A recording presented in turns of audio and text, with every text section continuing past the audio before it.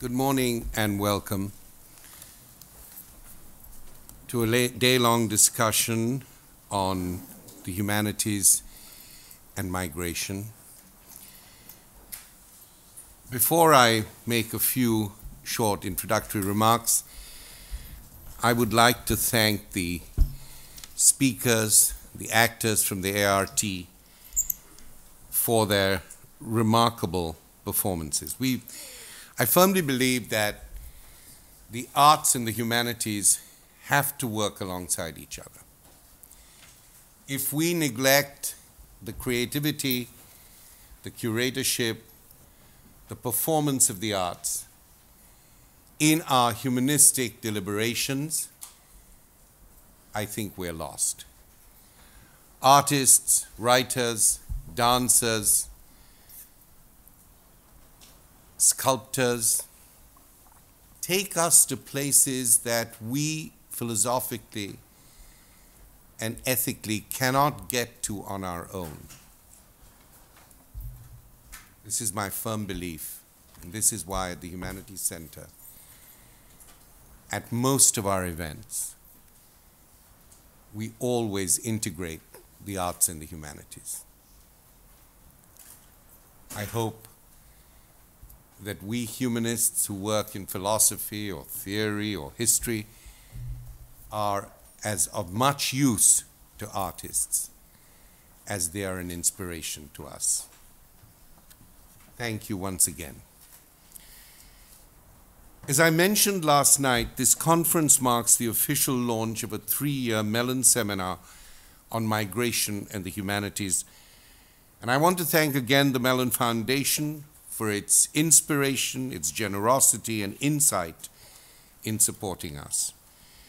We previewed aspects of the conference in the fall with a conversation between the artists Bushra Khalili and Glenn Lowry from the Museum of Modern Art, with a long-standing series of events on the humanities and human rights, with our ongoing support for the annual Roma conference convened by the FXB Center in the School of Public Health, and of course, with our Mellon postdoctoral seminar itself, anchored by a splendid group of postdoctoral fellows who I would like to have stand, as I mentioned their names: Valeria Castelli, John Connolly, Onur Gunay, Sumaya Kasimali, Matthew Kruer, and Anuradha Iyer Siddiqui.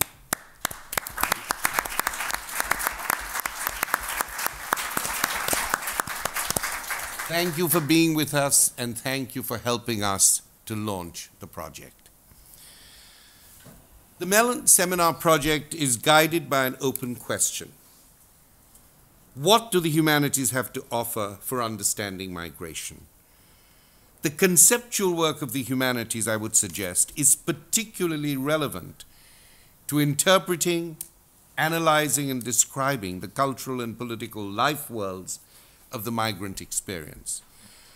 Too often, as I said yesterday, the humanities are summoned merely as witnesses to the spectacle of the significant crises and conditions of contemporary life. Literature and the arts are viewed as iconic presences whose primary aesthetic and moral value lies in their illustrative powers of empathy and evocation. This much is true, this much is good. Yet, I believe that the intellectual formation of the humanities, the very conception of the nature of meaning, knowledge, and morals, is deeply resonant with the displacement of values and the revision of norms that shape the transitional and translational narratives of migrant lives. And yesterday evening, as we talked about the use of spectrality as a way of thinking about the histories of migrations, the psyches of migrations, the use of spectrality being at once the dead and the alive, the living dead, the already dead, talking about survival.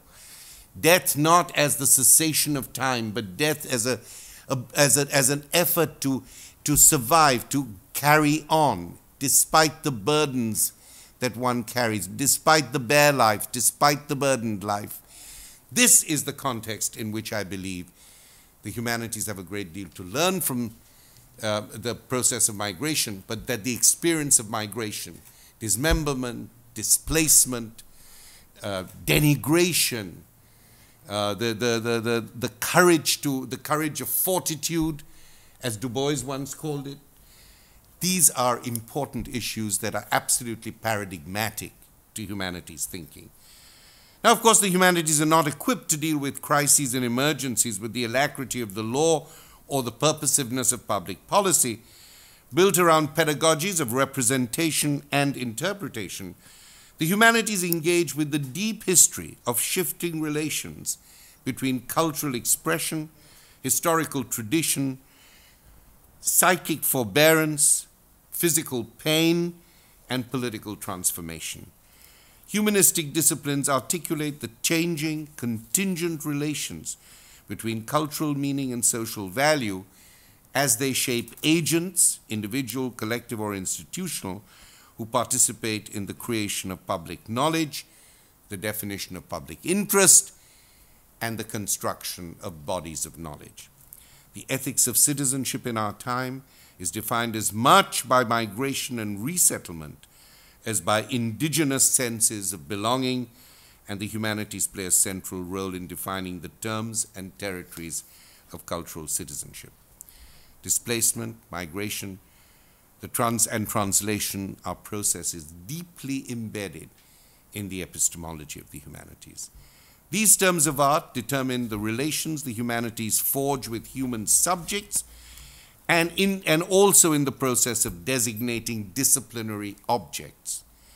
In their sensitivity to historical contexts and discursive formations, the humanities are increasingly engaged in the shifting or the displaced history of meaning, in the protection of form and value, conceived in the process of transition, historical transition, social transition, ethical transition. The humanities, if they're anything, can be both a sustenance and a system of understanding the process of transition. The moral imagination of the humanities is open by nature and structure to the imperatives of cultural displacement, intercultural translation, and the problems of reintegration. The transitional is not a given space of analytic time. The transition is a particular way of thinking of the temporality of transformation. There is no transition out there, quite simply. We use it as a particular analytic frame, as a particular ethical or existential frame. I want to thank the staff of the Mahindra Humanities Center, without whom none of this would be possible. I want to thank them for so generously responding to my middle-of-the-night texts, which they respond to the next working day, of course, but I'm continually sending them ideas, concerns, anxieties. I'm a very nervous and anxious person, and they put up with me with great forbearance and generosity. I want to thank Andrea Volpe, who works in particular on the Mellon program at the Humanities Center, Sarah Razor, who makes sure that while feeding the mind, we also feed the emotions, our bodies, the pleasures of getting together. I firmly believe that the convivial evenings that we have together with food and wine and music are absolutely essential convergences of minds and values. I believe that we cannot, that the kind of work we do is sensual, it's pleasureful, and it is absolutely important that it feeds into our own affective needs.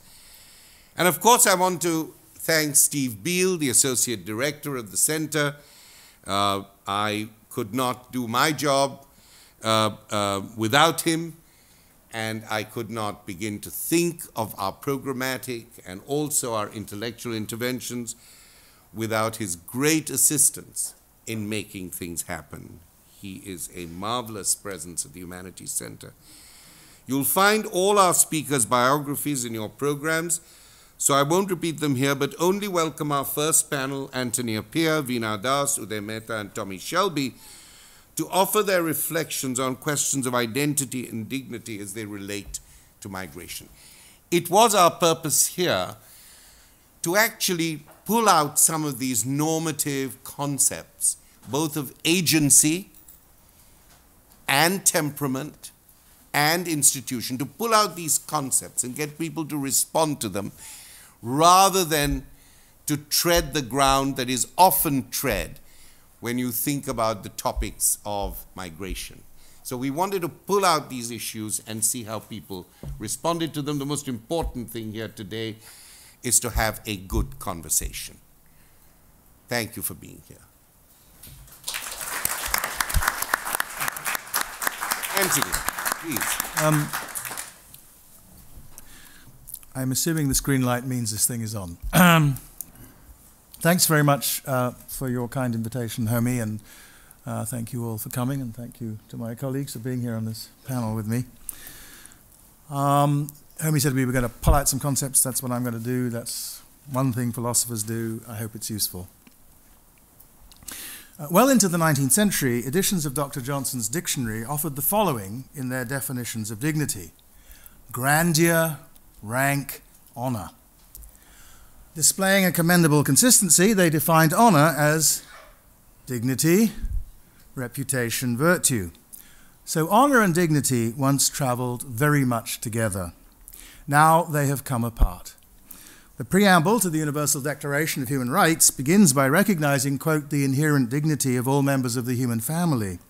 We would have absolutely no idea what to do with an appeal instead to inherent honor in this context.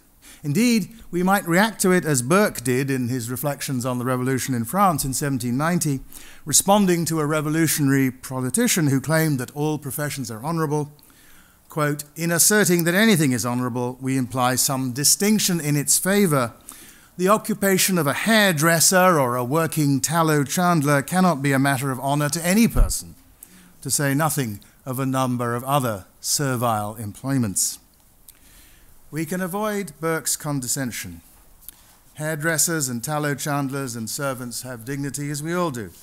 But to speak of the inherent honor of every one of these would make no sense, precisely because of the necessarily unequal assignments of honor that we have abandoned. That these two words have come so far apart is obviously one reflection of important changes in moral and social attitudes since the French Revolution. This is not just a point about English. Victor Hugo in 1862 reflects a similar skepticism on the part of Grantaire, one of the young revolutionaries of the Friends of the ABC in Les Misérables, about earlier outlooks, when he says, quote, that what people call honors and dignities, honneur et dignité, and even honor and dignity themselves, are just tawdry fakes.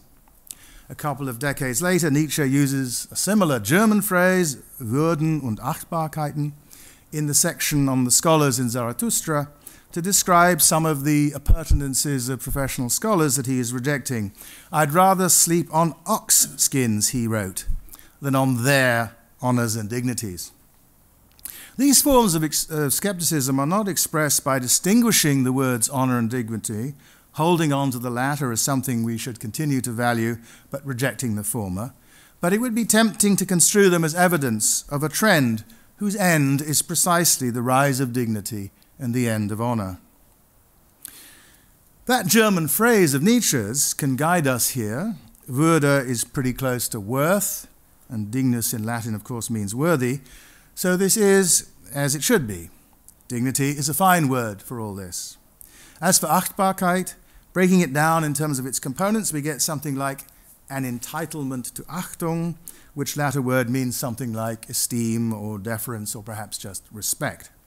So this very phrase suggests a semantic connection between the kind of worth that is at stake here, dignity, and being entitled to respect. The thought that every human being is entitled to respect of some kind is encapsulated in the idea of human dignity.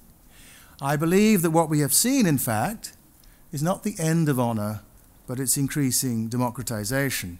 But that is a topic for another day. Still, I need to notice one more thing about honor that will be relevant to our conversation today, which is how closely honor is tied to our social identities.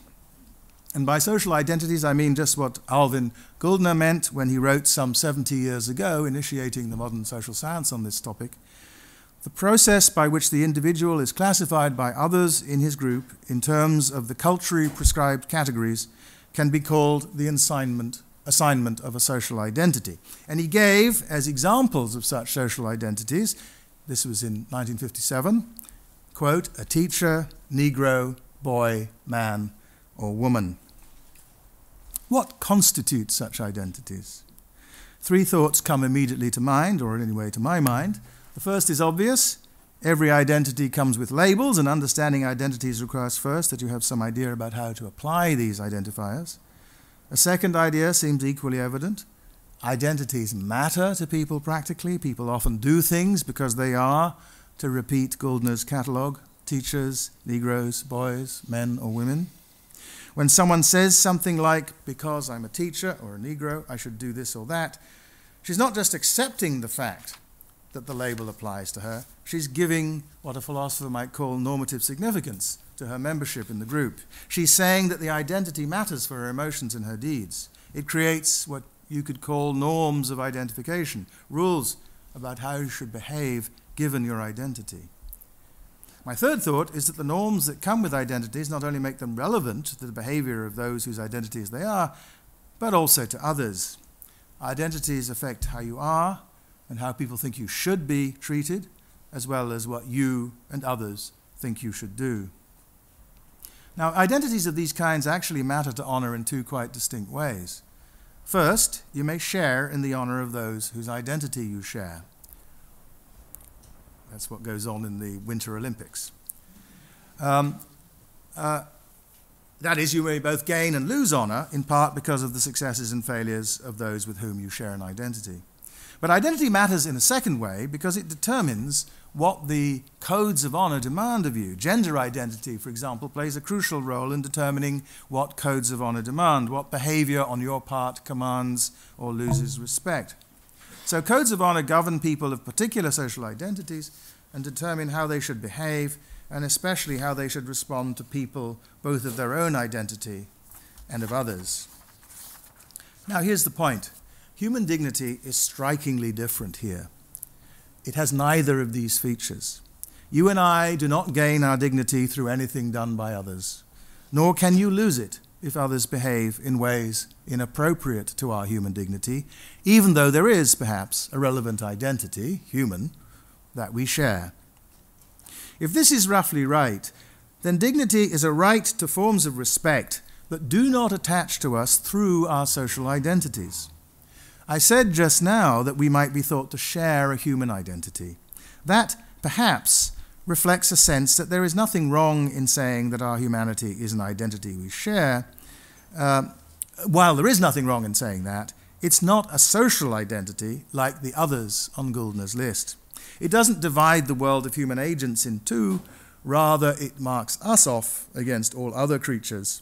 Now there's space for a debate about whether we should treat our humanity as a species of social identity, but I want to put that issue aside because the really important point about the gap between our humanity and our other social identities is that the norms that flow from our humanity, the truths about humans should be treated and how we as humans should behave, are not, like the norms of identification that apply to our various social identities, matters of mere social convention. The idea behind the UDHR is that the rights that flow to us in virtue of our humanity, our human dignities, you might put it, do not vary from one society to another, and they are not conventional at all. The sorts of stories we tell here are various and contested, but what I have in mind are claims like the following.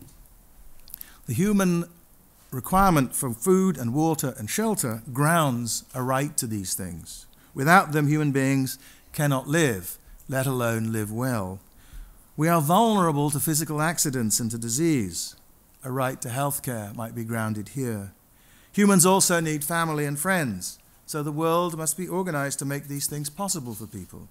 We need the framework of a political system. Each of us is a politikon zoon, but such systems can only allow us humans to flourish if they give us some control over our own lives and the things we need to carry out the projects that make our lives meaningful. So that entails political rights and rights to property. John McDowell once wrote that we are animals whose natural being is permeated with rationality. Perhaps the right to an education and cultural life flows from these, and so on. Now, it seems obvious that these things, nutrition, shelter, family, civil and political rights, property, education, can be embodied in a variety of different forms of law and society, each of which meets these desiderata. But that every human being should live within some framework of this kind is not a matter of custom, but a constraint on all acceptable systems of custom. If we recognize that respect of the relevant kind is, as Stephen Darwell taught me anyway, a matter of treating people in ways that give appropriate weight to some fact about them, then we can see that the rights to respect that go with dignity amount to rights to be treated in the ways made appropriate by these deep features of our nature. Skepticism about that idea is widespread in the humanities today. The very idea of the human, of properties we humans share, properties that make certain moral demands of us that we must recognize, whatever our culture and conventions, is seen by some as merely a cover for an imperialism of one local culture and its conventions, often that of something called the West. Some sources of this skepticism strike me as reasonable. One is that biological humanity is something that you get by being born of a woman, and some of the creatures born to women lack the capacities that are most naturally seen as grounding universal rights. An anencephalic child born to a human mother is certainly a human child. While it too needs food and water and shelter and family to survive, it may be that though it can live, it cannot live well, cannot, that is, live a worthwhile human life. Certainly it has no use for control over its own life, because it cannot exercise such control, since it will always lack consciousness and language. What basis for freedom of speech or religion is there for a creature that will never have a single thought? If, in other words, universal rights are grounded in our natures, then doesn't a human being who doesn't share the features of our nature that ground our rights lack the rights as well? Answering this question would take us too far away from our themes here, but this is one of many places where I'm reminded of Aristotle's wise observation that an educated person, he said man, will look for precision just to the extent that the nature of the subject admits. And for our purposes, in dealing with migration, it will not matter what we say here, because the needs and capacities that ground the rights in the UDHR are shared by almost all migrants. And whatever we say about anencephalic babies, it's hard to see why their treatment should be different when they are migrants from what it should be when they are not. But our natures are socially shaped, and this is a reasonable source of a second source of skepticism about appeals to human nature. We have what Nietzsche would have called a second nature, as in that famous passage where he writes about making your character. Here a large, quote, here a large mass of second nature has been added, there a piece of original nature has been removed, both times through long practice and daily work at it. Here the ugly that could not be removed is concealed, there it has been reinterpreted and made sublime. If our needs arise from our natures, and our second natures are made in society and by us, then our needs may vary across societies and indeed across persons, and so we may need different rights, if this is the basis of rights. The third source of reasonable skepticism is that the system of rights that is actually in place is, of course, the product not only of reflection and reason, but also of exercises of power. And some ideas that are in the UDHR, the right to holidays with pay is the standard example here, that's in the Universal Declaration of Human Rights, seem to reflect only the specific traditions of some of the places where power lay when it was being drafted. I happen to think that behind that right is something very important and universal, but nevertheless expressing it in terms of the language of right to holidays with play strikes me as obviously rooted in the particular traditions of trades unionism in Europe that were around when the Declaration was being drafted. So, in thinking and teaching about Confucian traditions of thought over the last few years, as I have, I've come to believe that there is something missing, not so much about the content as about the form of the UDHR, which is precisely its focus on rights. Human life works well, the Confucian tradition recognizes, only if we see that we have duties to observe as well as rights to claim. Their response to this kind of second kind of skepticism, I think, should be straightforward enough, though. We must rethink the rights in the light of a cosmopolitan conversation that encompasses a wider range of sources and possibilities. It's, of course, an open question whether that conversation can lead to consensus. But count me hopeful here. You do not have to be a Confucian to grasp the Confucian point I just made, for example. Indeed, Honora O'Neill has made exactly this point by drawing on insights of Kant's. The problem about rights talk, she says, is that a right to something is not much use to the right holder unless it's associated with duty bearers who must help her secure it. But many of the rights articulated in the UDHR don't, in fact, associate themselves with obvious duty bearers. The rights to health care and to adequate nutrition are associated at best with imperfect duties, duties whose bearers do not owe something specific to someone specific who is entitled to demand it with an enforceable demand. The challenge is clear, as she pointed out in her book Faces of Hunger on famine more than 30 years ago. The hungry know that they have a problem. What would change their prospects would be to know that it was others' problem too, and that specified others have an obligation to provide them with food. Part of the solution to the problem, she argued, would be to create institutions that assign responsibilities for securing the right to all its bearers. Confucius placed that duty on the emperor, but we can adopt the strategy without his details. So, as I say, I am hopeful that a more egalitarian global conversation can make progress. And one of the forms of migration that raises the greatest challenges today, the ever-increasing flood of refugees from war and persecution, requires solutions that share the shape that O'Neill suggested for famine. We need to assign specific duties to specific duty holders in a way that, unlike international law today, rises to the challenge of the rights that refugees undoubtedly have. There's no point in saying that refugees have a right to this, that, and the other if nobody has a duty to respond to that right.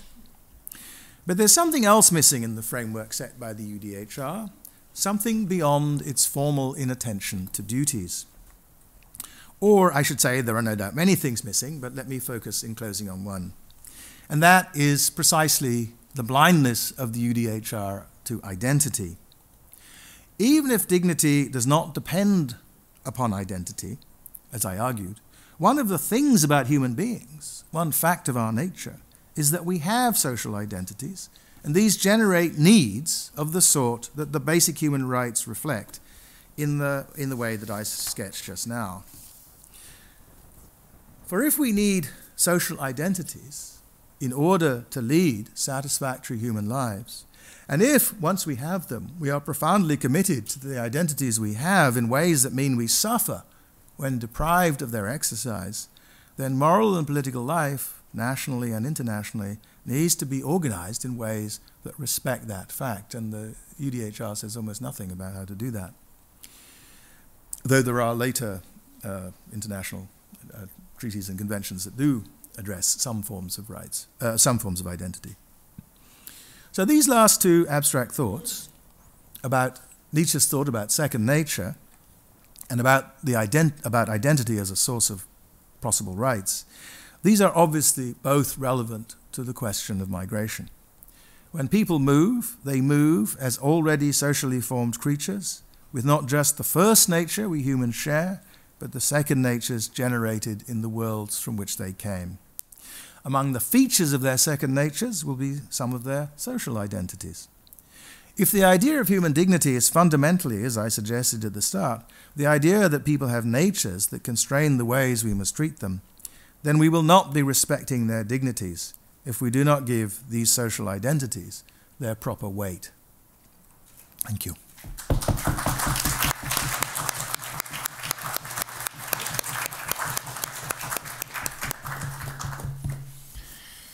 Thank you both for the philological force of what you said and the philosophical force of what you said. And I think it's extremely important to lay this ground out, and then to move on. Veena.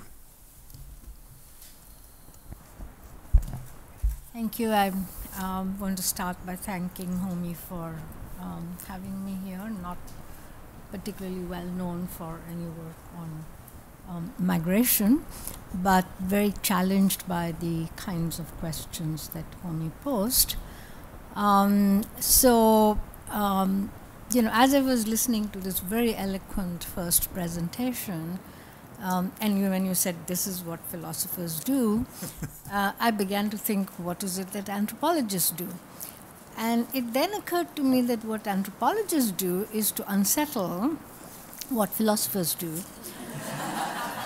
And so I'm going to offer what are unsettling questions for me. They're not things that are settled or resolved in my mind, but they're certainly questions which have appeared to me both by reading on the varieties of literature, on the different kinds of issues raised by migration, by refugees, but also by the centrality of questions about belonging more than questions about identity.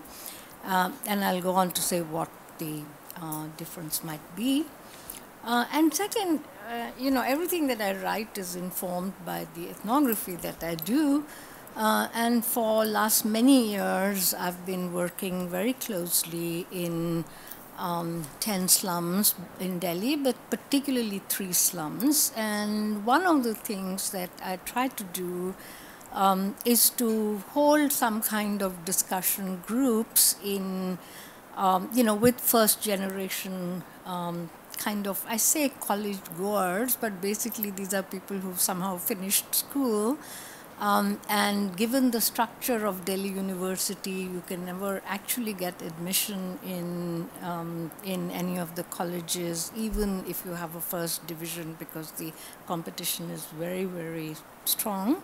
And so they end up in some ways by being non-collegiate students, very hungry actually for for someone to come really talk to them. And I'm going to report a little on what kinds of questions arise for them, because for me, one of the very big difficulties I face is, 2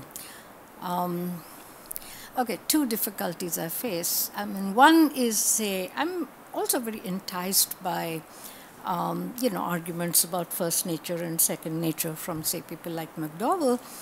But I think that when the issues are really at stake, what is very interesting is that what should have been demonstrated as second nature is taken to be first nature. So, for example, such statements as saying all human beings have need for identity is, for me, a historically and conceptually a question which should belong to the second nature notions, but it's actually pushed into the first nature, so that we take, in a certain sense, certain concepts as if they were a given. And part of my question is going to be, what would happen if we actually do not take those concepts as some things which are given? Part of this comes because I think that there are serious things I encounter which are in some ways recalcitrant in reality itself. That is, however hard I work, there is a sense in which they tend to pose the kinds of experiential challenges to me in which I want to make our theories and our concepts vulnerable to those experiences. That is not the idea that we actually have these concepts like dignity and identity, but what would make these concepts themselves vulnerable to what are the experiences that we actually encounter in relationship to the lives that whichever corner of humanity we happen to be in, we actually tend to study.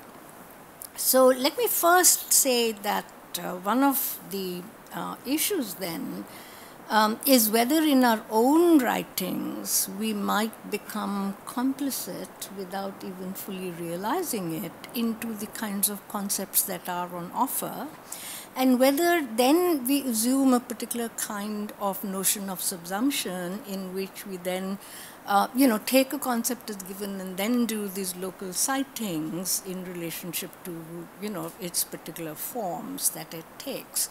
So I want to think the other way around, which is not to assume that there are a stable furniture of our theory that we can then go around applying, but how can we make ourselves and our own thinking vulnerable to what seems to me to be very recalcitrant in the kinds of questions that I would study. So I ended up writing 4 or 5 versions of this, so then I thought I would, make some points and put them forward for discussion.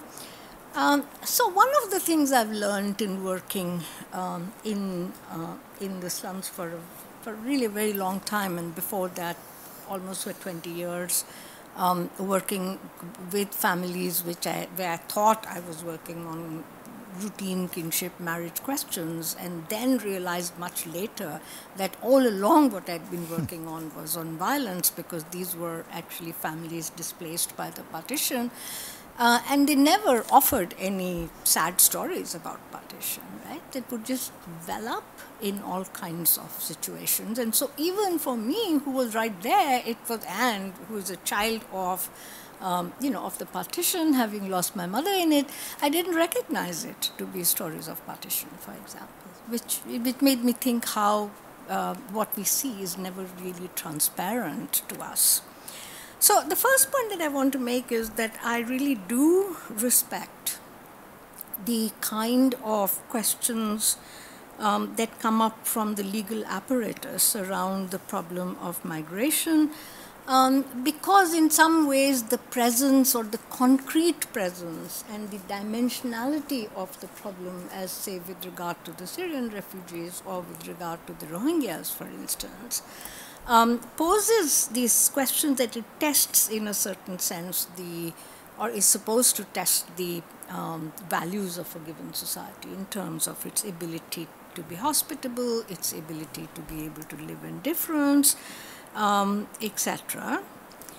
And yet I would submit to you that there are very different histories which are involved, so that when we think about the Rohingyas, before we come to assume that these are all examples in a certain sense of refugees, we need to ask many more specific questions. For instance, it's been a very striking fact to me that India, which had accepted refugees from almost every country, from Afghanistan, from Pakistan, from Bangladesh, from Nepal, refused to accept the Rohingyas. It's a very, very puzzling set of questions. And also the fact that in Burma, there are something like 20 recognized ethnic minorities, such as the Hakachin or the Kachin. And yet it's the Rohingyas around whom this kind of major display of intolerance and violence was in fact articulated. And given that there is a crisis of Buddhism, which is much less recognized than the question of crisis in Islam, for example, which has bothered Buddhist scholars now for a while, which is how is it that Buddhism, which has its sensibilities formed through very serious non-violent kind of ethics, could tolerate so much violence. Even the top Buddhist monks have justified in many ways the kind of violence which has been done against the Rohingyas, and before that in Sri Lanka, for example, in the fights between the Tamils and the Sinhas. This is a very different set of questions than what happened in Syria, for example. And I think that one very interesting question for me is what would the particularity do in thinking about the singularity of issues rather than purely the generality of issues.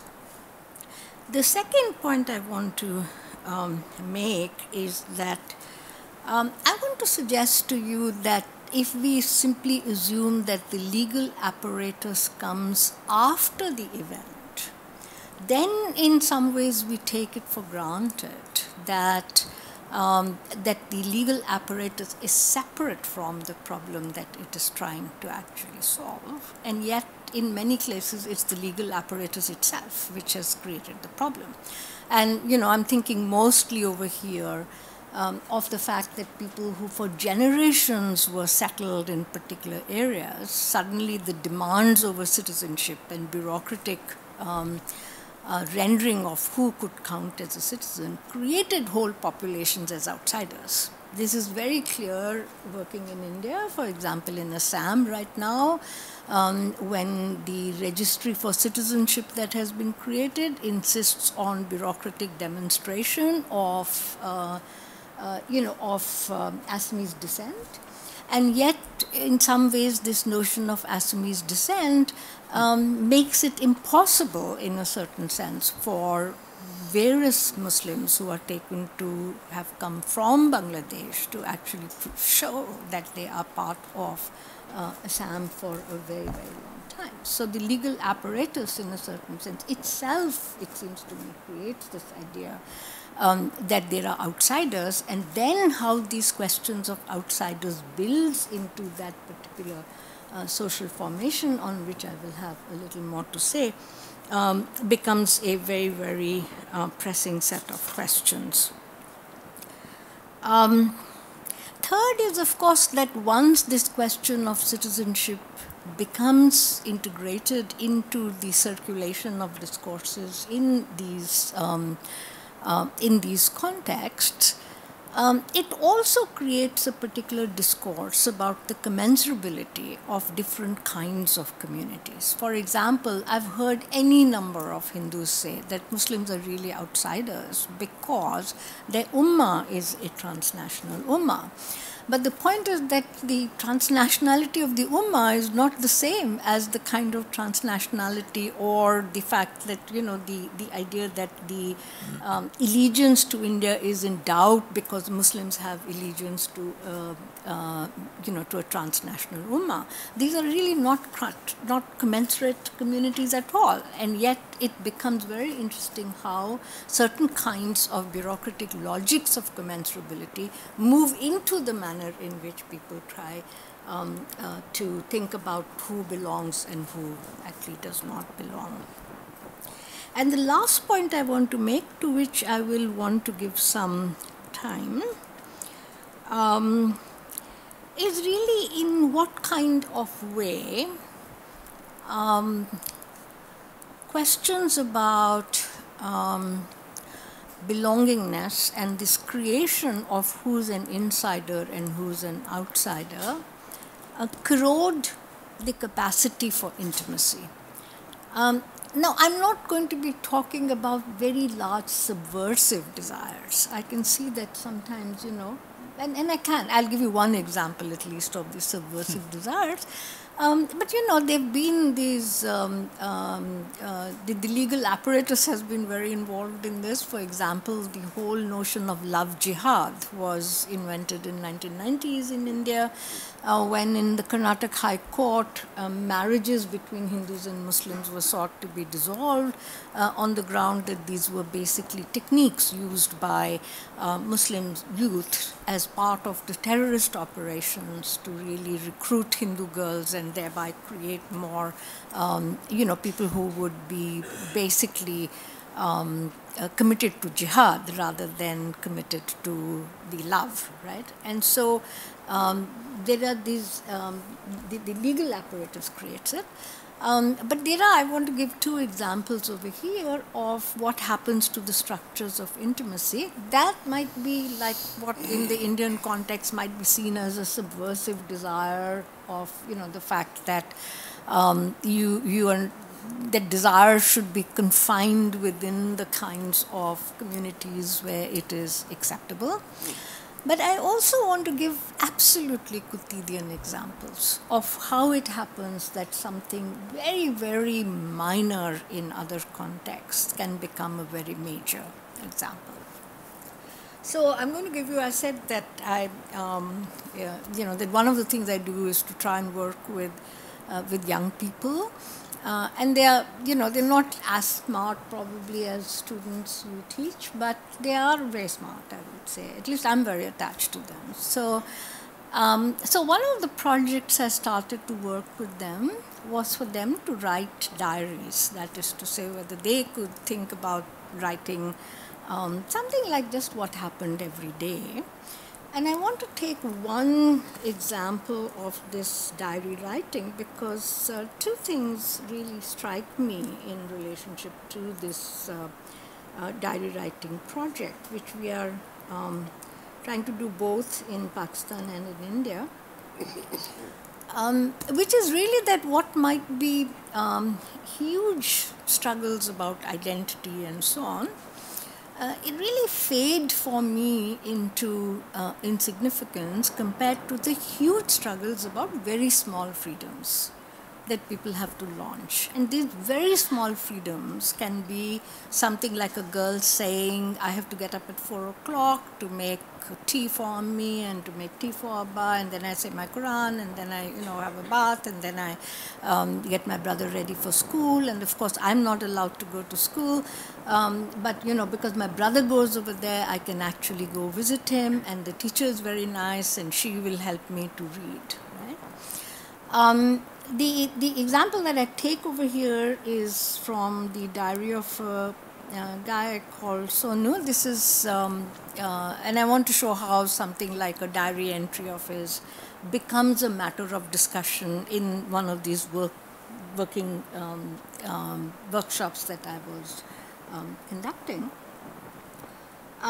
So this is in the nature of a scene, not in the nature of an argument, and I'm actually very taken up by, by the importance of the scene in Foucault, for example, and the importance of the scene in Wittgenstein, of course, where in Wittgenstein these are, the scene is a scene of instruction.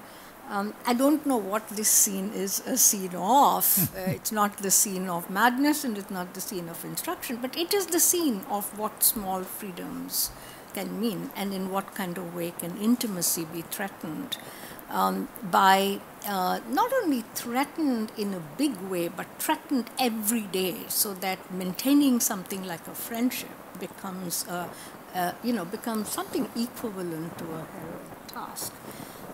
So this is, he's describing a network of friends, he calls it a circle, who are in their mid-20s, all of them unmarried and with varying degrees of instability in their jobs. 4 of them are Hindu and 4 of them are Muslim. They have been friends since the first grade, and they are, and he's one of the things he writes a lot about in the diary is about the films that they have seen and what happens in relation to the discussions of the films that they do. So he says that one of the things, this is how he writes, a particular custom among the circle of friends is that twice a month we go to see a movie together and then we eat outside. Each person in this circle of friends bears the expenditure in turn and chooses which film will be seen and where will we eat. This time it was Farouk's turn, so the name should signal to you that that's a Muslim. This time it was Farouk's turn, and he was insistent that he wanted to see Padmavat. We argued and we cajoled and we tried everything to dissuade him from going to this particular film, but he's not in the mood to listen. What can we do?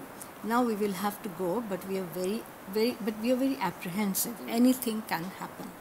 And then he notes different news items, and one of them is saying the ongoing controversy on Sanjay Leela Bhansali's film Padmavat shows no sign of abatement. Continuing the agitation against the film, the president of the Karni Sena issued a threat against Prasoon Joshi, the head of the censor board, on Friday that he should refrain from coming to Jaipur during the Jaipur Literary Festival. The Sena has threatened that if he comes to Jaipur, he will be beaten up. The head of Karni Seva, Sukhdev Singh, Goga Mundi, etc., right? Like the different threats that had been given, and he copies all of these in his diary, right? And then, I mean, I Can could... you just say one word about the Padmavati. contra? I was just going to say it's a code on Padmavati. So this is actually a, romance which was written by a Sufi saint in which Alauddin Khilji, the Sultan, hears about the beauty of Padmavati, who's this, of course, this princess from Sinhal, who's been married to the king of Chittor. And the story is really about how they persuade the king of Chittor, Ratnasen, to let Alauddin Khilji have a glimpse of Padmavati in a mirror. So it has all these Sufi themes of mirroring and so on and so forth. But it ends by the fact that by his wiles, Alauddin Khilji really is going to try to abduct Padmavati, and in the war, the men get defeated, and of course the women all commit Johar. That is, they all burn themselves on the pyre. Different from Sati, because this is not widows, but as married women, that they actually burn themselves on the pyre. And of course, Alauddin Khilji goes there and finds only ashes and says, "How futile is desire!" Right? This is not the first time. There have been a huge literary production on Padmavati. There have been 3 films earlier on Padmavati, and it did not actually raise any problems. So this moment was very important, that the Karnisena became more and more empowered in a certain sense to protest. The Supreme Court actually refused to ban the film, although several notifications were given by particular state governments to ban the film. But as Sonu feared, on the day of the release, many multiplexes closed the cinema halls, and in one case, at least, a petrol bomb was thrown on a film theater. Right?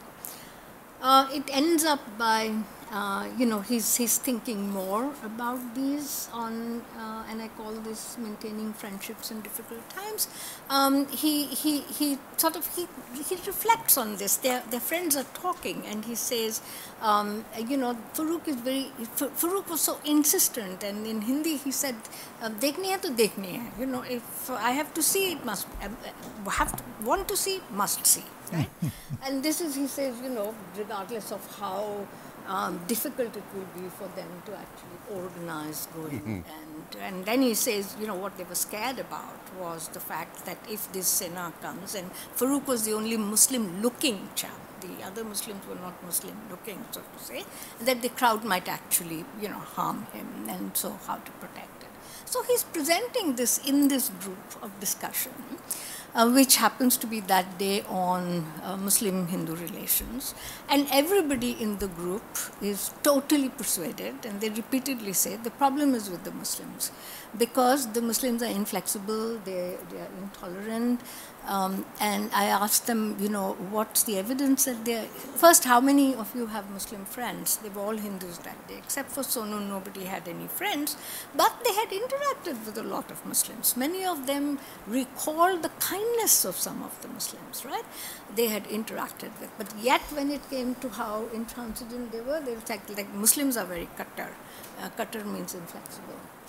So I asked for some example, and basically they were like, they think we're all kafir, not untrue, but refused to entertain whether Hindus consider Muslims to be mlechas, or the terms they use is musalla, for example, which is an insulting term for the Muslim. And then this very interesting question which came up, like this, the final example for them was that Muslims will never go to a Hindu temple, whereas they go to the dargahs. So I said, suppose a Muslim turned up in a temple and they were permitted to go in. And they were like, well, that's not relevant. The point is, if he was permitted, he would still never go, right? And then they turned to Sonu and said, you have all these Muslim friends. Do you discuss these things with each other? And Sonu said, no.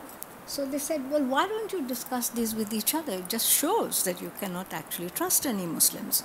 And Sonu says something which, was astonishing to me. He said, if there was a plant in your garden and you wanted to nourish that plant, would you give it water or would you give it poison? So in one way, he's making, I think, a very astute philosophical point, which is really that, in some ways, if you want to care, you have to take care of your words. So that's why he said, we never discuss these things, because you do not know when it is that something will actually morph into leading to the fact that a friendship might be broken. Now, for the other Hindus, this was a sign of the fact that you don't, your friendship is not firm enough to stand up to this. And for Sonu, it was a sign that friendships are fragile things. And therefore, in order to maintain that particular friendship and the fragility of the particular atmosphere, we all know, he said, what is happening around. It would be very, very difficult to go around these issues with them, and that's the one way that we actually maintain friendship. So I offer you that one example. And the last example on this, but I want to offer this to say that this is exactly how the creation of Muslims as the outsider, they would say things like, they eat the food of India, but they cheer Pakistan in cricket. Right? So, these became, in a certain sense, this question that they are these outsiders. And sometimes Muslim friends have said to me, we are very dedicated to India, but we are like the daughters-in-law of India, which is like the daughter-in-law is, made to actually, maintain the family in some ways, but is never fully a member of the family. So what you do get outside of these large concepts of dignity and identity and so on, actually what I would call the generation of quotidian concepts, which are a critique of the large concepts I would offer. And the last example that I want to give about very briefly, because I know my time is up, is this example. Of course, Hindu-Muslim marriages happen all the time because, you can't actually police desires, right? And affairs, of course, happen much more frequently than, they very often will not end up in marriage, but young Muslim girls are always asking me to say, Auntie, can you teach me how to send a ST, what is it called? I call an SMS because then, I saw this man and I think he's very attractive and I really like to send him an SMS and so on. So there is that kind of formation in a certain sense in which what subverts, in a certain sense, the idea that these identities are completely fixed and bounded is the fact that desire moves around these. The example that I want to give is something that I've written on a paper in Love, where this person in the slum, this boy, had fallen terribly in love with this girl. Falling in love means in these slums that, you saw each other from far and you exchanged eyes and you never actually get to see each other. You don't have the money to hang out outside, and anyway it's much more dangerous to be seen with a boy, but you fall in love, and then they actually eloped. And the interesting thing was that when they ran out of money and the RSS was coming and really protesting in front of their houses and telling the mother and the parents that they should really, try and help revoke the marriage, the mother said something very beautiful. She said, you will get any number of people who will carry your Hindutva agenda forward. But she said, I have only one son. For me, that is something very important, that he be able to stay with the person that he actually loves. And what is very interesting is how initially there's a whole experimentation in which the girl first thinks that she will get converted to Hinduism. She performs various kinds of pujas on behalf of the family, but the goddess is not particularly pleased with her way of doing the puja. And so the mother says, look, you've been so good in, and she had learned the Quran by heart when she was very young. She said, this is your sanskara, this is your disposition. So you better continue precisely with that. And over a period of time, the boy begins to actually get much more attracted to Islam. And in fact, at one point he says to me that the reason I fell in love with, it's not that I'm attracted to Islam because I fell in love with Sabha, it's because I was attracted to Islam that I fell in love with Sabha, right? So in some ways you see these very quotidian arrangements, like the top floor of the house was made into a Muslim space so that the girl and the boy could read the namaz and offer the namaz over there. And then there were all of these struggles, of course, where Kuldeep, this boy, became so much more of a fundamental Muslim that he really wanted her to wear parda, and she was like, this is the one thing that I'm not going to do. And I've described all of these very slow shifts in arrangements that are made, and I would submit to you that in a certain sense, the question of outsider, insider, who belongs, who does not belong, is really much more complex than the bureaucratic organizations will have us believe. Nevertheless, I do recognize that the dimensionality of these questions, so I'm not dismissive of saying that the law does nothing and that, I'm saying that there is a sense, there is more to it in a certain sense. And if we become completely invested in the categories that are already available, I think this is whole dimensions of lives that we're like. Thank you. Thank you so much, Veena.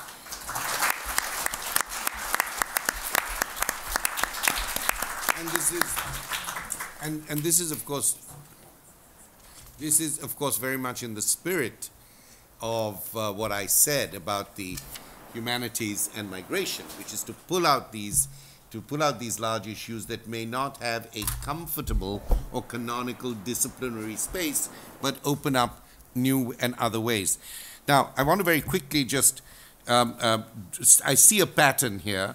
I don't know if I'll be able to maintain that pattern as the panel goes on, but I thought I'd just take my chances and just put it out very clearly that with Anthony, there was, as I said, a kind of philosophical and philological method, a genealogy of concepts.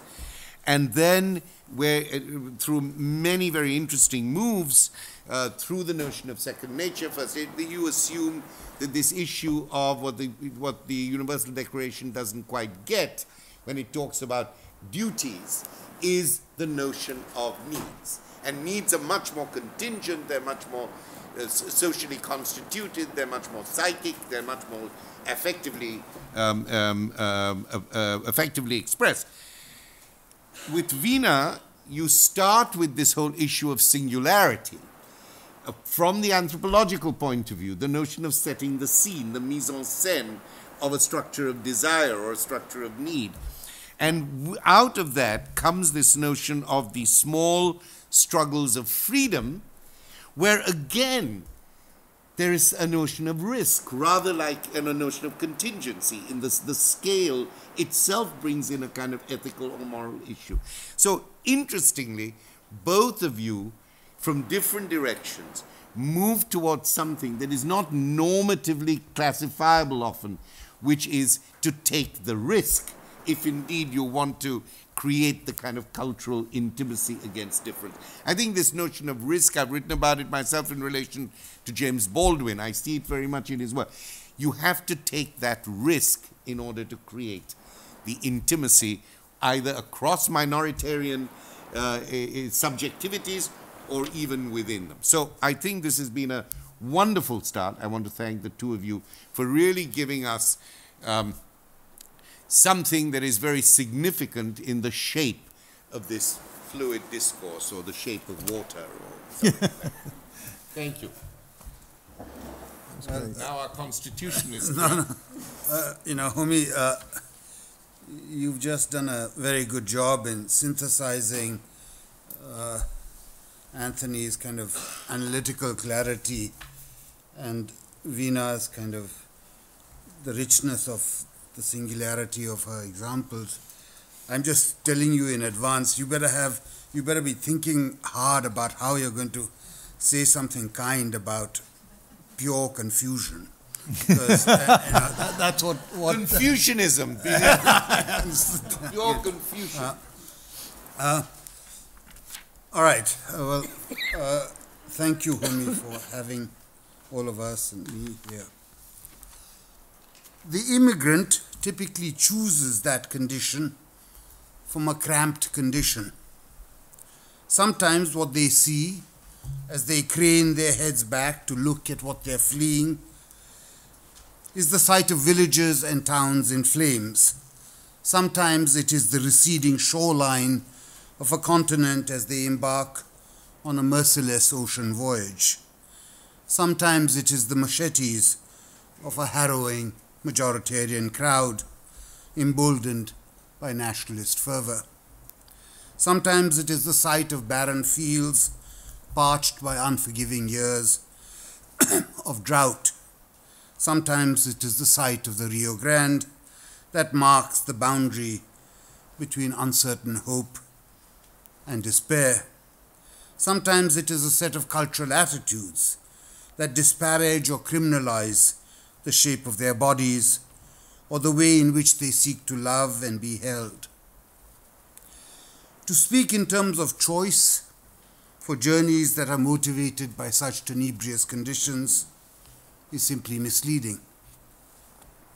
What they have in common is the urge and the urgency of movement and of existing in a penumbra where every form of security and identity, physical and psychic, is aleatory, sometimes a gift, other times an imposition, never assured, never permanent.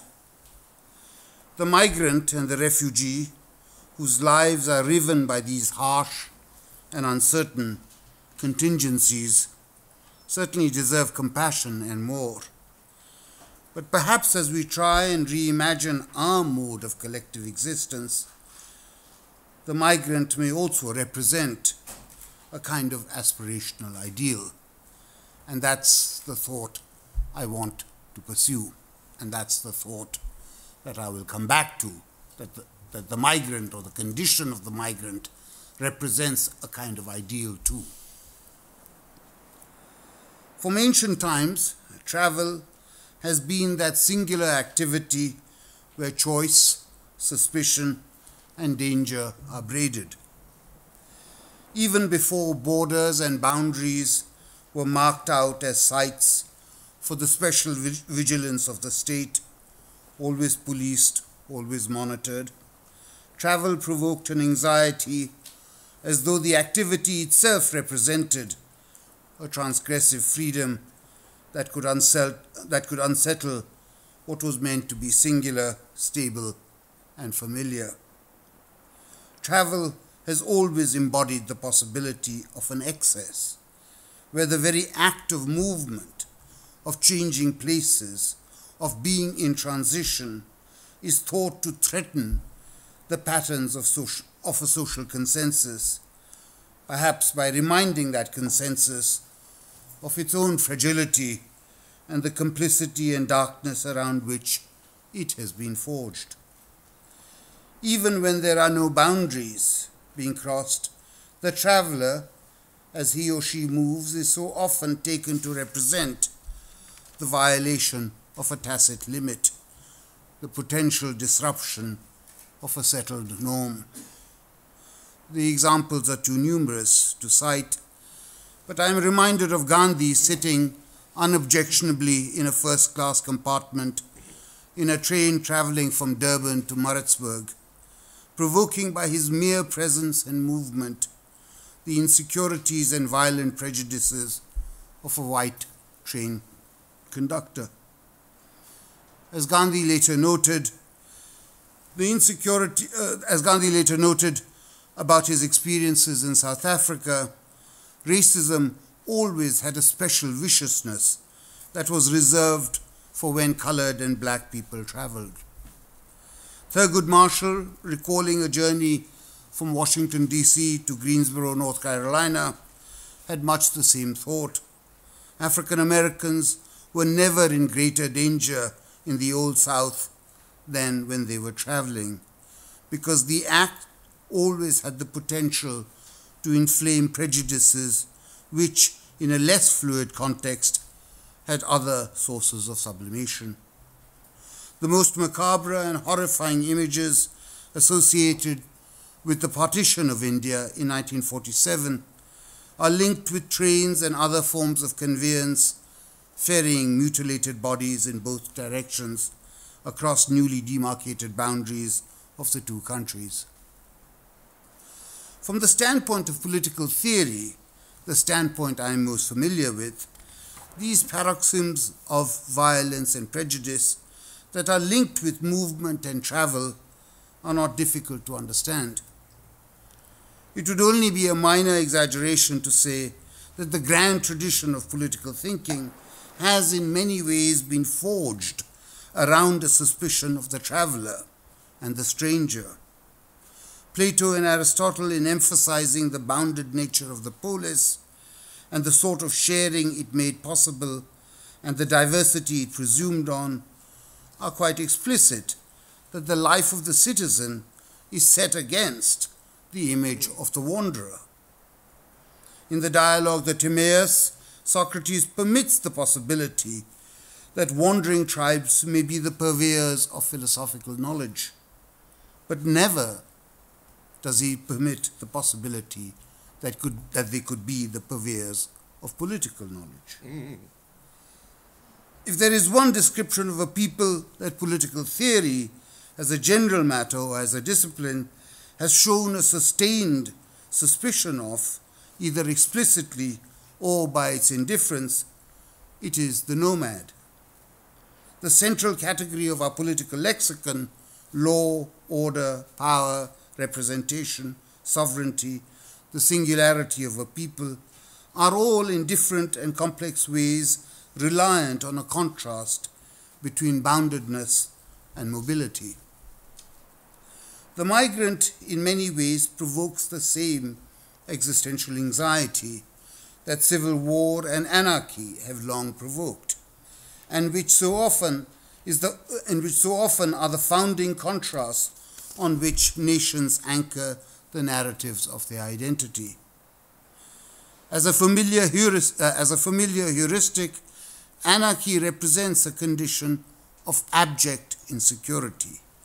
As Hobbes famously claimed, it points to death and hence motivates the most basic normative postulate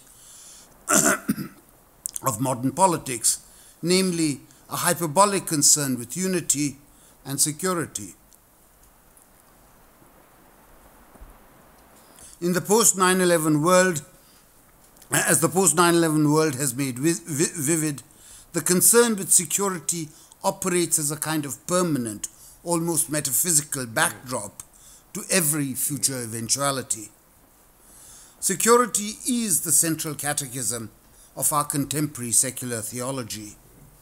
It is not merely that a concern with security has been the authorizing warrant for the perpetual motion of recent foreign wars, or that security and not ideology in its traditional sense now underwrites a global vision that needs the buttress of far-flung garrisons. Security, which until not so long ago constituted as a distinct or exceptional zone of political consideration, now laces every aspect of domestic policy, ranging over food production, energy policies, the fear of viruses and diseases, the guard posts at our schools, colleges, airports, and public arenas, the integrity of our banks, the unfathomable web of information and communication, and of course the people we choose to admit or not into our borders.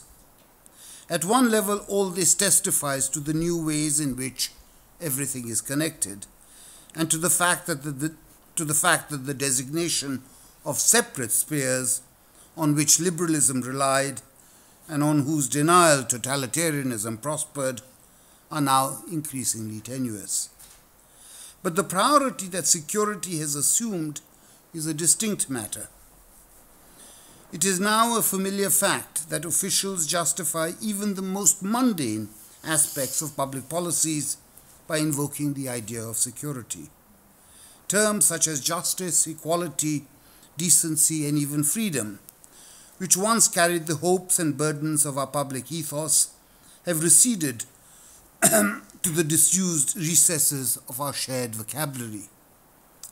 Even an avowedly liberal President Obama described his duty in his Nobel Prize address as of being to protect the American people, and not in terms of the more complex mandate to preserve and defend the Constitution. We are determined to be safe, as once we were determined to be free. And we subscribe to a set of fears and beliefs so that only the authorities and our political apparatuses can create the impression that we are, in fact, safe. Fear and insecurity course through the mundane aspects of our lives with such subcutaneous and manifest ubiquity that they are now, paradoxically, below the threshold of our conscious anxieties. We live with them with the same mix of horror and complacency that medieval Christians lived with the presence of demons. To a considerable extent, the North Atlantic democracies, unlike other parts of the world where fear is the response to a real and felt danger, fear has ceased to be an emotion. It is instead deployed as a policing device between what is collectively acceptable and what challenges our pre-established certainties. When fear is invoked, as it often is, as a cant to confirm narrow group identities or to exaggerate an imminent threat to the nation, it obscures the real reason why at least some people have genuine cause to fear, a fear of a loss of health care or the loss of jobs with a reasonable prospect of well-being and dignity, or the fear of an all-too-easy incarceration that blights some communities. Ironically, the vast paraphernalia of security is now perhaps the most sustained link that ordinary citizens have with public authorities. In a perverse inversion of what is otherwise a telling absence, when it comes to being enmeshed with matters relating to security, we live in a highly participatory democracy, but one that tends to amplify our sense of helplessness and further roots us, as Roosevelt famously warned, FDR I mean, in nameless, unreasoning, unjustified terror which paralyzes needed effort. This may be a premonition of the fate of democracies, which originally sought to make us safe so that we would be free to enrich our lives and our communities in myriad ways, but which through a dialectical inversion now make a concern with safety the very ground of our sense of community, a community moreover in which an obsession with security is coupled with mutual distrust.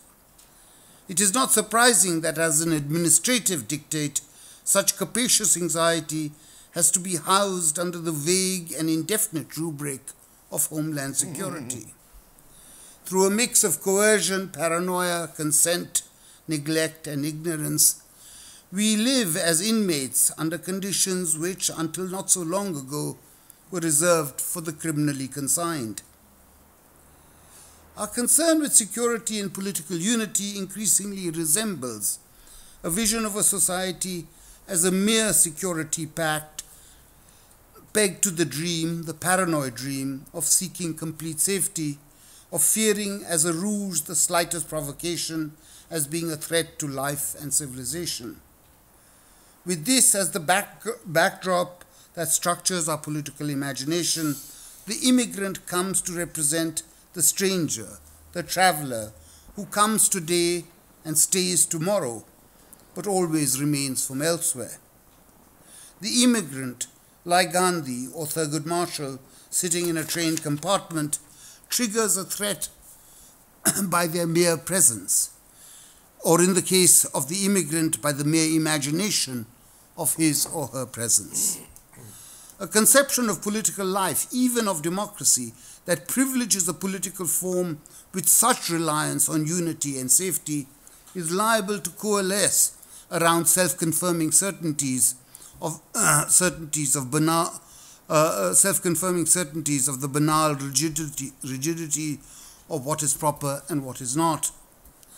As the philosopher Richard Rorty emphasized, our final vocabularies should be chastened by an awareness that they are always in the process of being redescribed, and that poetry and other imaginative acts have always played a significant role in that redescription. This other vision represents a different conception of safety and is not wedded to the constant concern with avoiding death and demanding of politics that it secure life at any cost. Instead, it puts a limit to what individuals expect from the state and other authorities. It also points to what they pledge to retain as inalienable because it was internal to their self-conception as free subjects.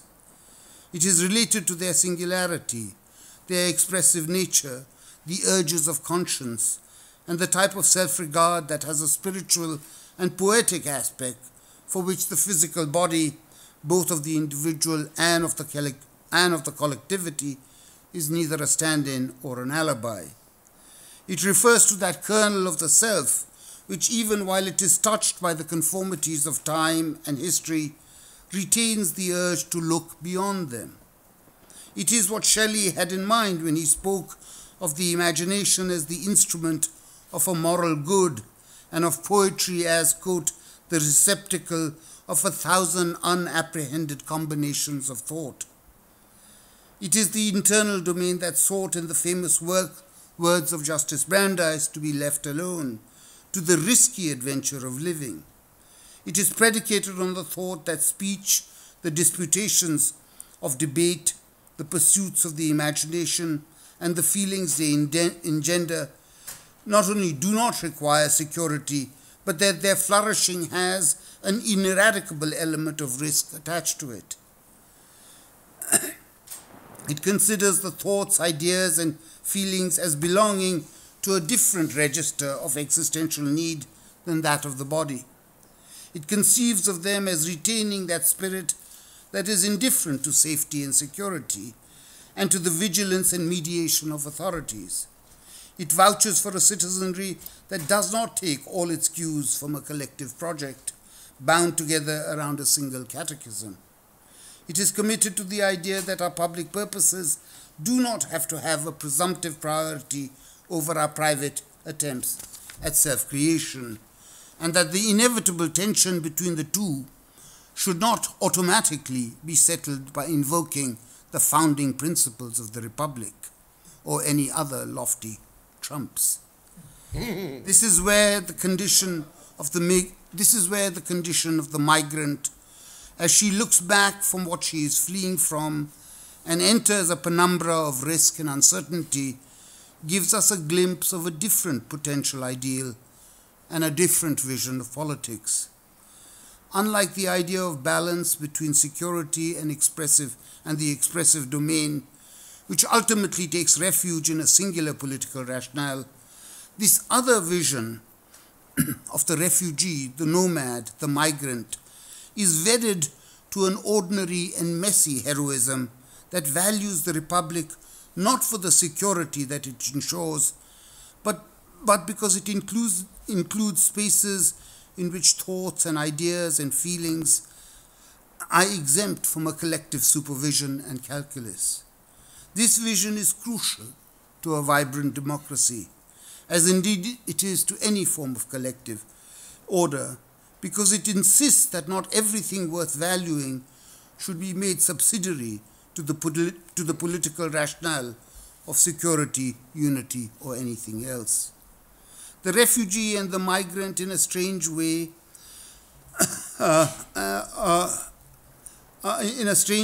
on account of a predicament thrust upon them, potentially rejuvenate that Kantian and Gandhian conception of enlightenment that was associated not with security or uniformity or even collective purposefulness, but rather with courage, risk, adventure, and compassion.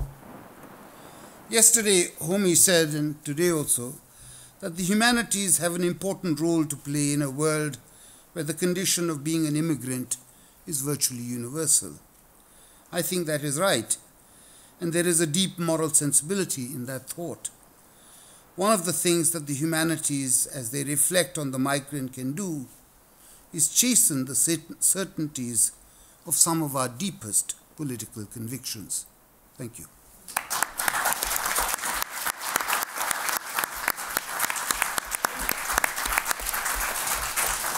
Thank you very much, Uday, for that beautiful reflection on security. I think that, in fact, you have made a case for the pattern that has been emerging, which is the whole notion of risk. The notion of risk not simply as fear and anxiety, but the notion of risk as agency, the notion of risk as possibility. Not, of course, obscuring the fact that many of the people who flee for the precise reasons you mentioned are seeking certain forms of security. So I think the question is, what forms of security are surveillant and what forms of security are ethically necessary for the good life? But I like very much the pattern of the body in movement, which you said travel always creates a stranger. Travel always creates a sense of insecurity, unsettlement, being out of time and being out of place. In that sense, risk comes along with movement, the migratory movement, but the notion of insecurity and security play off each other, with greater proximity, I would suggest, and create another problem. But of course, the big thing you point to is that we live in I completely agree with you, securitization is like the backdrop, of most things we do. We are in fact going to do a whole year on security, culture, and the problems of migration, on securitization of culture. But the important thing, I think, now is the more security we have in the conventional sense, not in that other sense that I just mentioned, the less safe we are. That's right. So security and safety are actually not, more people are dying on the streets because they're being shot by policemen who are supposed to maintain security, then are being secure. And this is why I think Hannah Arendt was absolutely right when she said the stateless, minorities and refugees basically live in an international police society. Policing is their governance. It is less even to do with the government itself. They are policed. And this she said, of course, in the interwar years. And I think she's absolutely right. The police is the governance. So often, the international police in the broadest sense. So now we thank you very much. That was lovely, and I think we are developing a theme as we go along here. I think a genuine theme, and a new idea coming out of dignity, identity, and so on. A new disciplinary idea, the question of risk, bringing these different disciplines together, and the ethics of risk. Yeah. Thanks so much. Thanks to Tommie and staff for putting this great conference together and for inviting me to participate. I'm very glad to be here and talk to you about a few things I've been thinking about in and around these issues. So I could talk to you about the Middle Passage to the New World enslaved Africans endured as, if you like, a kind of migration with implications for identity and dignity. And I will just, but only really quite briefly. Instead, what I want to mostly discuss are some of the descendants of those Africans, the Southern Black Americans who were part of the Great Migration to industrializing cities in the North. These migrants were confined to ghettos, as St. Clair Drake and Horace Cayton called them in their magisterial Black metropolis. And to aid me a bit in this, I'm going to rely on the early literary work of one of those migrants, the one that Isabel Wilkerson calls the Bard of the Great Migration. So Richard Wright was born to sharecroppers, was largely self-taught, and grew up poor in the Jim Crow South. At the age of 19, he moved to Chicago, where he worked as a postal clerk and insurance salesman, but read voraciously and wrote poetry and short stories in his quite limited spare time. In 1933, Wright joined the Chicago branch of the John Reed Club. It's a literary organization sponsored by the Communist Party. In 1935, he was appointed to the Illinois Writers Project, which allowed him more time to write and to strengthen his craft. After deciding to pursue a literary career, he moved to New York City in 1937. He did have an early triumph with his book of short stories, Uncle Tom's Children, published in 1938. But his fame, of course, rests on two hugely successful books, his novel, Native Son, published in 1940, and his memoir, Black Boy, published in 1945, both Book of the Month Club selections. However, the work of Wright's that I want to talk about is actually his lyrical and epic photo essay, 12 Million Black Voices, published in 1941. And there, Wright makes several provocative claims that I think bear on our theme here of migration, identity, and dignity. For instance, he says that black peoples of the West, if you like, were created by slavery and the transatlantic slave trade, a weird and paradoxical birth, as he calls it. The slave trade and Middle Passage constituted a kind of spiritual death, destroying, for the most part anyway, the African identities of the enslaved. New Afro-modern identities had to be created and sustained. I'd also emphasize the degrading socio-psychological consequences for blacks living under Jim Crow. For example, he laments the necessity to perform servility for fear of violent reprisal, and the need to guide one's conduct by anticipating what whites will find acceptable and non-threatening. To openly protest, or even to engage in sort of ordinary self-assertion, was to court death, torture, then death. These imperatives created, he thought, an undignified culture of dissembling, a subject that Wright explored in detail in Uncle Tom's Children and in Black Boy, and indeed in his last novel, The Long Dream. In addition to the violent racial caste system, the Great Migration was spurred by the demand for labor in the North, supplemented by the black press's characterization of the North as a land of promise. Poor European immigrants were able to adapt to urban social organization and to achieve some limited upward mobility, but black migrants from the South were not. And Wright gives a rather complex explanation of why this is so, and I won't go into all the details. But part of that explanation is that whites refused to live among blacks, creating residential segregation in ghettos. The bosses of the buildings, his phrase, instigated and profited from white racism in the housing market. Wright highlighted the Chicago kitchenette to explain the dire housing situation of new black migrants. A kitchenette is a one-room apartment with a small gas stove and a single sink. And kitchenettes were created by carving up a larger apartment previously inhabited by whites. Those living in a kitchenette shared a bathroom with several other residents.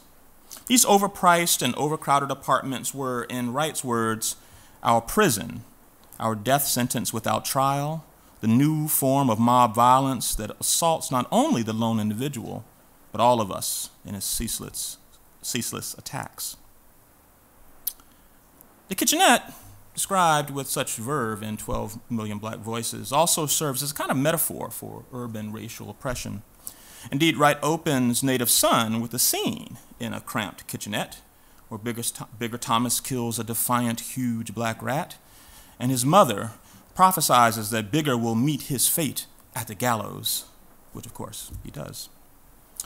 Those few blacks with resources to buy their own homes face discrimination and hostility from white homeowners and neighbors. When blacks did manage to move into white neighborhoods, the whites abandoned their homes, which were then sold to blacks at exploitative prices. Restrictive covenants were created in white neighborhoods to keep blacks out, forcing most blacks to reside in racially segregated and deeply disadvantaged neighborhoods. In these restricted black areas, schools were inadequately funded and public services were substandard. Wright maintained that black people's distinctive and largely separate way of life was not freely chosen, but rather a response to Jim Crow and to ghettoization. Blacks don't actually desire to live separately, but of course they don't want to submit to white power or white paternalism either. So they have built up institutions and forged identities to enable their survival and to allow outlets for creative self-expression, not only in religious practice, but also, of course, in arts, letters, and music. Now, the Marxist theory of history, with its emphasis on the explanatory power of material conditions, Wright thought got many things right. But he also thought it failed to appreciate the socio-psychological dimensions of historical development. The labor movement mistakenly regarded the Negro problem as simply one of economic exploitation and class conflict. But there are, of course, racial and cultural dimensions to this problem, too. So let me pivot a bit now to the present, where ghettos and their related problems in Chicago and elsewhere are obviously still with us. The descendants of those early migrants have been joined by new migrants from around the world. And social scientists, policymakers, and general public readily acknowledge, I think, that issues of race and culture are components of these problems. But unlike Wright, some of the ways that ghetto denizens, if you like, are thought about and treated, particularly the poorest among them, do not give, I think, sufficient weight to the values of dignity and identity. And so my remaining remarks here, I hope to kind of try to illustrate this point. So here's a commonly held belief that a significant segment of the ghetto poor diverge culturally from mainstream values and norms, and that this divergence generally inhibits their escape from poverty. So I call this, if you like, the suboptimal cultural divergence hypothesis, or just a cultural divergence thesis for short. Now, some who hold this belief, and that includes many among the Black elite, favor state-sponsored programs for cultural reform to, if you like, help the ghetto poor. According to the cultural divergence thesis, some of the attitudes and practices among the ghetto poor are, if you like, cultural adaptations to severely disadvantaged conditions and to unjust treatment. They're sort of learned adjustments to socioeconomic hardship and racial exclusion, such as the ones described by Wright. According to one version of this claim, some poor denizens of ghettos have developed, if you like, a sort of ghetto-specific cultural traits, but of course would give them up if they believed they had real opportunities to succeed in mainstream society. Now, if this version of the cultural divergence thesis is correct, then cultural reform might nonetheless seem apt. Because, say, of mistaken but widely shared beliefs, some ghetto denizens might not realize that there are opportunities available that they aren't seizing. Or they may not fully appreciate how their cultural characteristics might inhibit their success. Some, while willing to abandon ghetto-specific cultural traits that provided adequate opportunities in mainstream society, may find it difficult to fully leave these traits behind without some sort of outside intervention. Moreover, given current political realities, it may not be feasible to create fair opportunity structure or a more equitable distribution of income and wealth. Some might nevertheless be able to escape poverty if they successfully underwent cultural reform, which might enable them to take better advantage of the opportunities that are available to them. So according to another version of the cultural divergence thesis, the relevant cultural patterns may have, say, started out as mere strategies for survival under hardship. But some ghetto denizens have come to accept these traits as components of, if you like, their social identity. Individuals have been socialized into these patterns and now maintain them, at least in part, because of their perceived intrinsic value or their association with valued communities. So some conclude that strong medicine is needed to counteract these identities' negative effects, at least insofar as they inhibit escape from poverty. Now, dignity, I think, has several meanings, some of which have been canvassed here already by my colleagues. Within human rights discourse, it typically means something like inherent and equal moral worth, which all humans are presumed to possess and cannot lose, as Anthony has discussed already. As beings with dignity, each of us should be treated with due respect, regardless of how we conduct ourselves. In this way, dignity is it's like a type of intrinsic moral status. But dignity can also denote a quality that we might lose, or something we can work hard to regain and maintain. It's the sense we have in mind when we say that someone has or has not behaved in a dignified way. And here we're talking about a mode of conduct or a kind of attitude, which we might call self-respect. Self-respect is different from the related idea of self-esteem. The two notions sometimes go by the same name. Following John Rawls, we might define self-esteem as the conviction that one's fundamental purposes are worthwhile, and confidence in one's ability to realize these purposes. So self-esteem is a kind of self-confidence, right? It's confidence in the value of one's basic ambitions and confidence in one's ability to realize these aims. We have a healthy sense of self-esteem when we regard our fundamental ends as valuable and when we consider ourselves competent to secure these ends. We have, if you like, a kind of diminished or maybe a damaged sense of self-esteem when we think our plans in life lack value, or when we're sort of plagued with self-doubt. And self-esteem is important here, at least in part because it's, in its absence, I think none of our practical aims will seem worthwhile, or perhaps we won't attempt to achieve those things we do regard as valuable. Now, there are social bases of self-esteem that a social structure can support and sometimes, in fact, undermine. One sense of self-worth is socially supported when those that whom one admires appreciate, say, and affirm our values and achievements. So we usually develop and maintain a sense of self-worth provided we belong some association or community within which our various activities can be publicly affirmed. These sort of associative or communal ties also sort of can strengthen our self-efficacy, right? For they sort of reduce the likelihood that we might fail, and they're kind of bulwark against self-doubt. Now, Rawls is no doubt correct when he suggests that in a just society, we should expect a diverse array of communities and associations within which members develop ideals and that cohere with their various aspirations and talents. But what should we expect in an unjust society? Under oppressive conditions, there may also be a variety of communities and associations with their own ideals. And these group affiliations may also develop among those who are severely disadvantaged.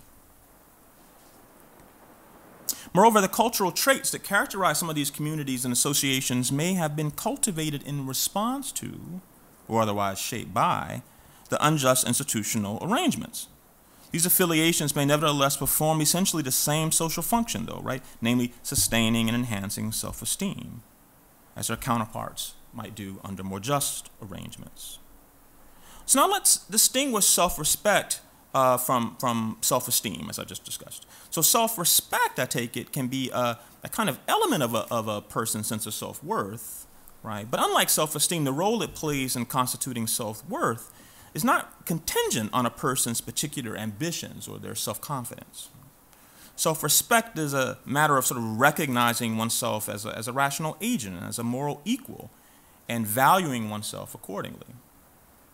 Self-respect is embodied and expressed in the way one conducts oneself. So those with self-respect live their lives in a way that conveys the conviction that they are proper objects of respect. So, for example, they resist the efforts of others to mistreat them, and they openly resent unfair treatment. Moreover, persons with self-respect do not believe that they must earn just treatment. They know that their capacity for rational and moral agency, their possession of dignity, if you like, alone is sufficient to justify their claim not to be treated unjustly. When a healthy sense of self-respect is widespread in a society, this helps to sustain just practices and to deter injustice. And where there is systemic injustice, self-respect of society's members often sort of moves them to reform their institutions. However, I think self-respect has value quite apart from its contribution to maintaining or establishing a just society. Moral agents sometimes seek to preserve, affirm, and strengthen their self-respect, even when doing so would not ameliorate unjust conditions, would not lighten their material burdens, or would be personally costly, if you like, risky. As philosophers from Immanuel Kant to Martin Luther King Jr. have argued, the person who lacks self-respect fails to have the right attitude about his or her moral status. By putting up with injustice without complaint or protest, such persons do not give moral requirements the regard that they merit. Now, this conception of self-respect focuses on the need to show respect for moral principles. But those most burdened by injustice typically have additional reasons to preserve and express their self-respect.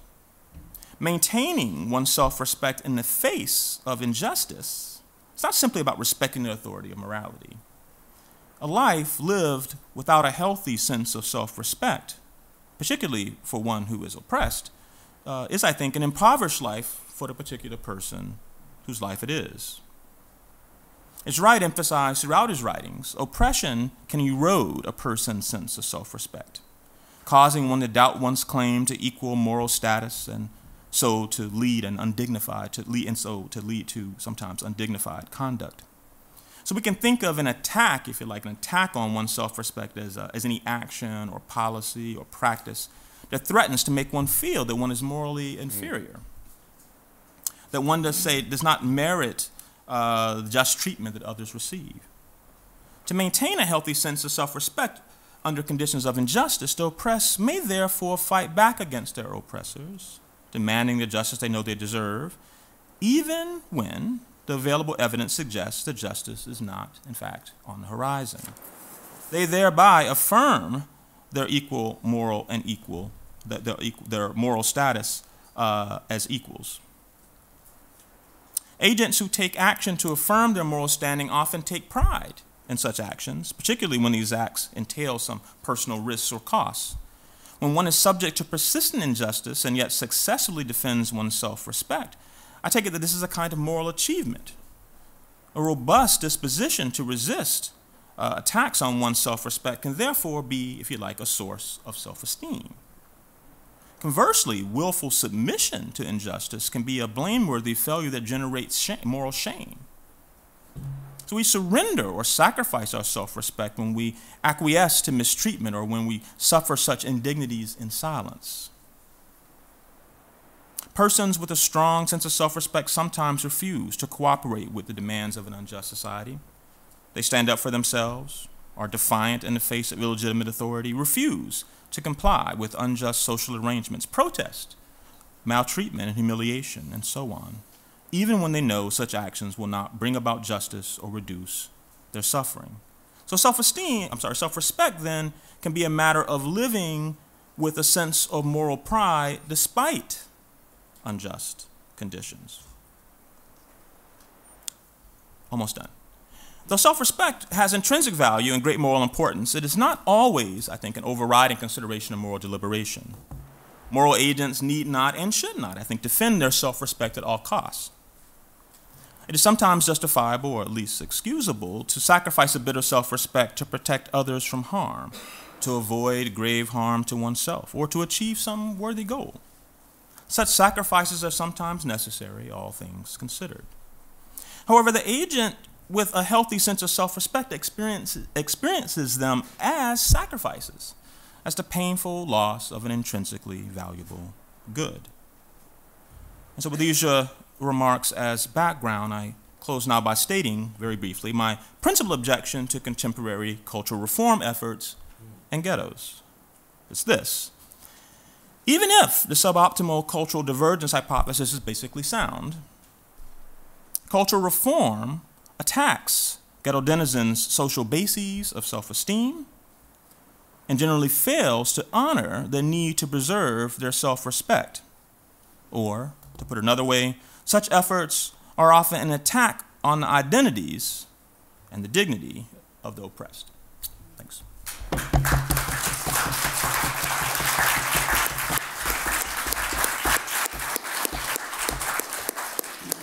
Tommie, thank you very much. I think this is the perfect capstone to the first round of the conversation. By introducing the critique of state reform and cultural reform, I think you open very well, again, the theory, the concept of risk, that is risk, movement, volatility, that is come as a normative issue that is coming, and an agential issue that has come through the panel.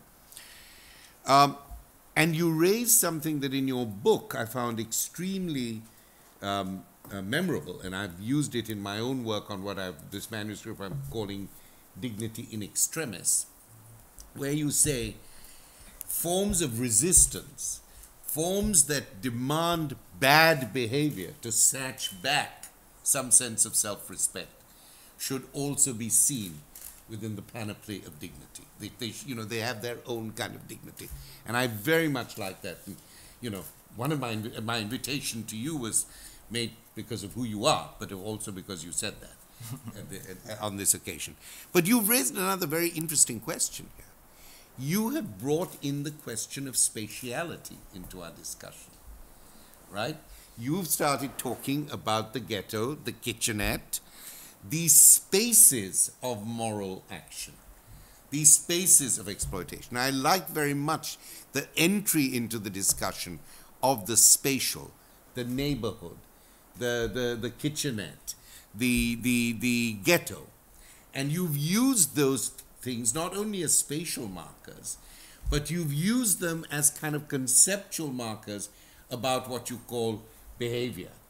And this also brings you close to Uday's point about looking at the quotidian notion of risk, the taking of the risk, and indeed to your point about singularity and what emerges in the scene of engagement.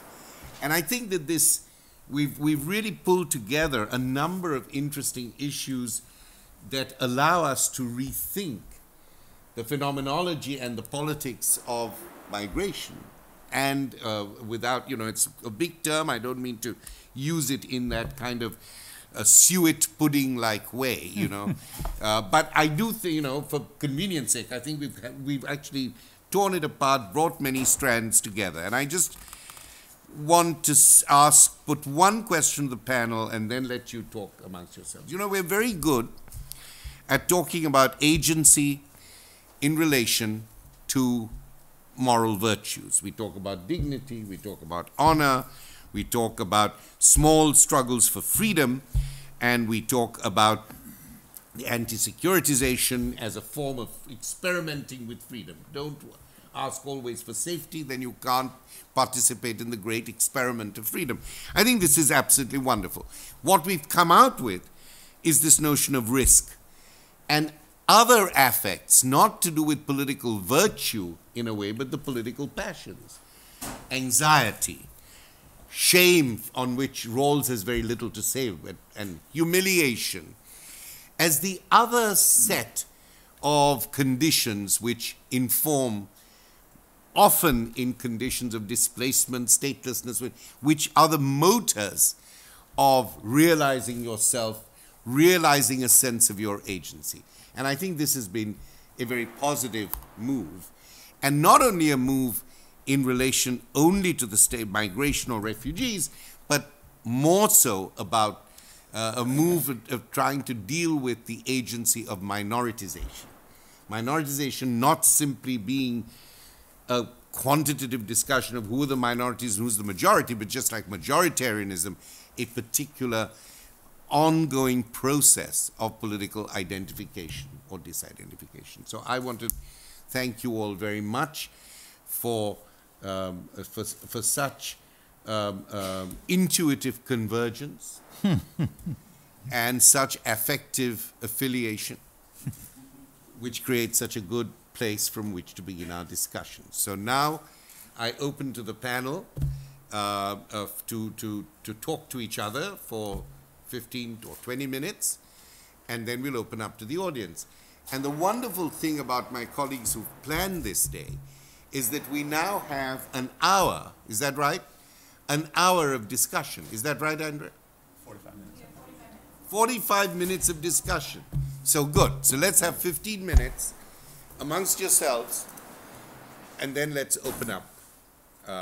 So I've just raised this issue about affect coming out of political passions rather than the political virtues, and agency emerging from within it, but you can take it or leave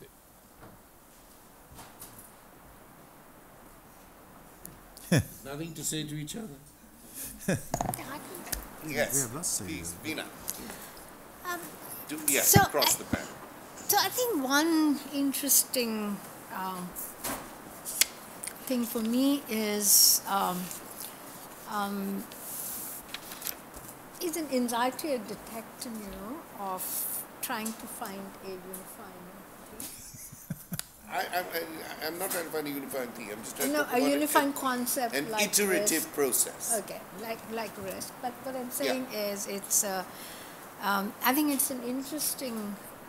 For me, it's a very interesting question as to whether one is really, why do we have such a sense that concepts are words? Why not a whole set of practices, issues, etc., which are not actually summarizable in the world? I take this from Sanskrit aesthetics, incidentally, where this question of whether the word is the carrier of thought was actually a very whether the word is a carrier of thought was actually a very interesting question which one could engage. But I imagine that what you mean is really a whole sets of issues which can be summarized around. Correct. I'm not talking about the word. It's not a nominalist procedure. It's just a way of doing what my job here. Yeah. And throwing something around out to people. So it's not, yes, of course, you're right. Yeah, no, I recognized your allegiance to duty over here, but I'm still... but also to risk. I think one interesting question would be whether, for example, what I described doesn't necessarily come out of political passions. That's one of the points I'm trying to make. Which is that sometimes absolutely quotidian desires, which may mean nothing to one set of people, like deciding to go and see a film, might actually be embedded into a kind of context which makes it constantly a perilous kind of activity. And as one of these guys said in the diary, I didn't have the time to read it, he was like, all we wanted to do was to see a film. There should be possible to do this without having to think whether one is a Hindu or whether one is a Muslim. So I'm interested there about the fact that that these uncertainties are constantly produced. I totally agree with you. But how these uncertainties are engaged will probably relate to political passions in I think in a much more devious way than in a straightforward way. And so one of my questions really would be whether we can live with those kinds of uncertainties, because there is a pressure to think, have I really understood it, right? Or have I been able to put it within a kind of theoretical frame? So one question for me, very interestingly, would be whether the idea of migration here itself, Uday made it like migration, travel, this, that. But what about the fact that, that the idea that you've never moved but you're a stranger, right? Which is, I think, a different register, so to say, in which. And I think the second question for me would be, I don't know whether risk does not carry with it the kind of still some question about applying a certain kind of rationality. Whereas one very interesting thing in this is like, when he says dekhne hai to dekhne hai, that is to say, I'm not applying any reason to this. I will, I just have to do it. And this has happened, I've worked with HIV patients in girls from 15 to 20 who will sometimes describe, but there is sometime a point when, when my boyfriend does not want to wear a condom. Why should one have to wear a condom every time? And this is, of course, very hard for public health people to understand, right? But it's that kind of, a kind of desire that I'm finding actually difficult to name within the kind of, within the kind of structure. But you're right to have signaled in a way that there is a whole complex here about indeterminacy, uncertainty, etc. But the other point I would like to make is really that I think there's something very interesting about the manner in which a changed environment reinstates possibility. So that if you think of the Kantian kind of distinction between the difference between logical possibility and real possibility, it's not like logical possibility will become real possibility, but it's also not that once you've made a choice, possibility disappears. Absolutely. So I think that I would be more comfortable with the, with a kind of, I feel like saying a garland of concepts, but I'm sure there's a better way to put it. But we'll garland you and others with all sorts of concepts. But the reason why, Veena, I put it this time in terms of a kind of rebellious or transgressive desire, which is a very simple thing. I want to go to this film, why can't I not? Is because, in a way, you described these, you said, as small struggles for freedom. So the political language of freedom emerges there. Now, I'm not suggesting that all uses of the word freedom are necessarily political. That would be to really denaturalize, to denature them, to rob them of their spontaneity. But in the discourses I heard you speak it, you were placing some kind of normative issue by calling it freedom. It was not simply saying, and because you very importantly raised the whole question of the Hindu-Muslim struggle, you raised the whole question of Padmavat. So here, in a funny way, I feel like George Orwell, that you can't keep politics out of it, although how you put politics into it is the problem.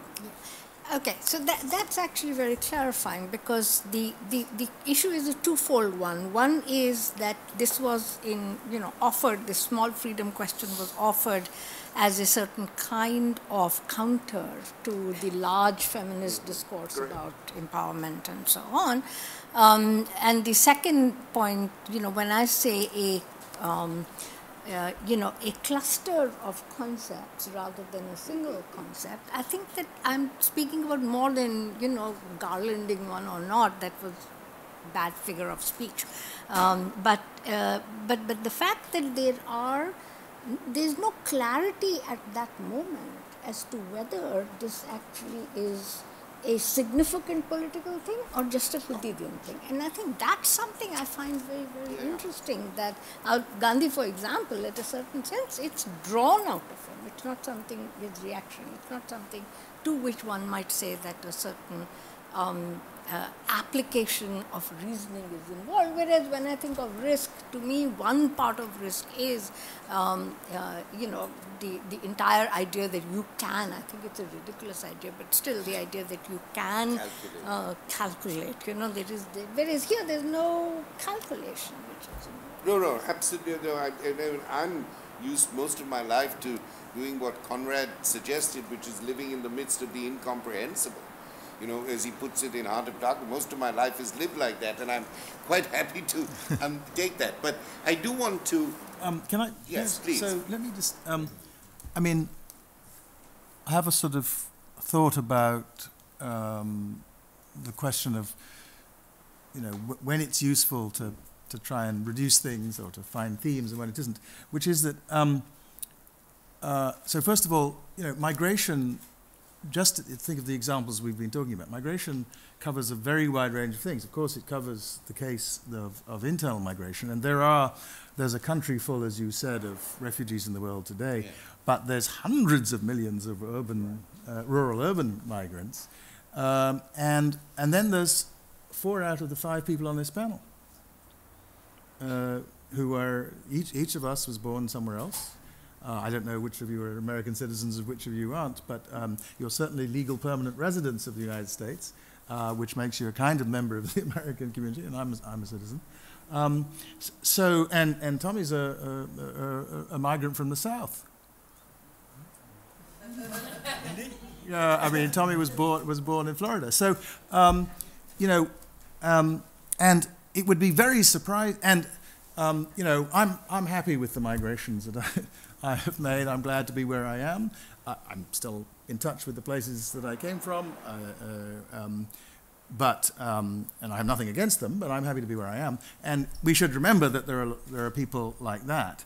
So it would be very surprising, given the range of things that reasonably can be called migration, if we could have a general account account of it. And furthermore, what would we want that for? There's no need for a general theory of migration. What there is need for, I think, is lots of, and what we did, which is lots of approaches, each of which, as it were, foregrounds one class of cases and one class of problems or challenges or opportunities, and then to think about what comes from putting them side by side or allowing them to interact with one another. So, I mean, we are going to probably to spend a lot of our time thinking about the problems of migration and the challenges, and that's fine. But we should also, I think, bear in mind that, as it were, a general account of migration, insofar as that was possible, would talk about happy migrants and opportunity, and people who've left for different kinds of reasons than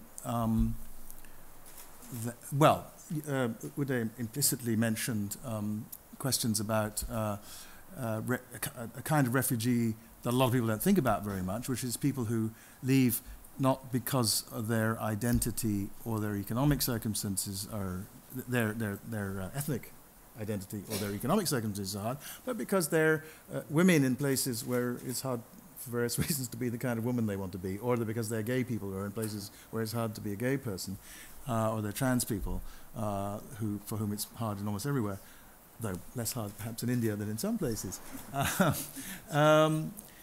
So I think we shouldn't.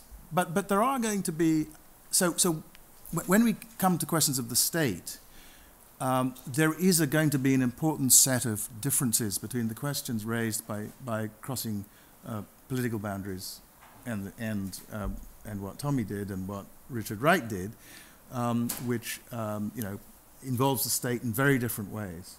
And so I think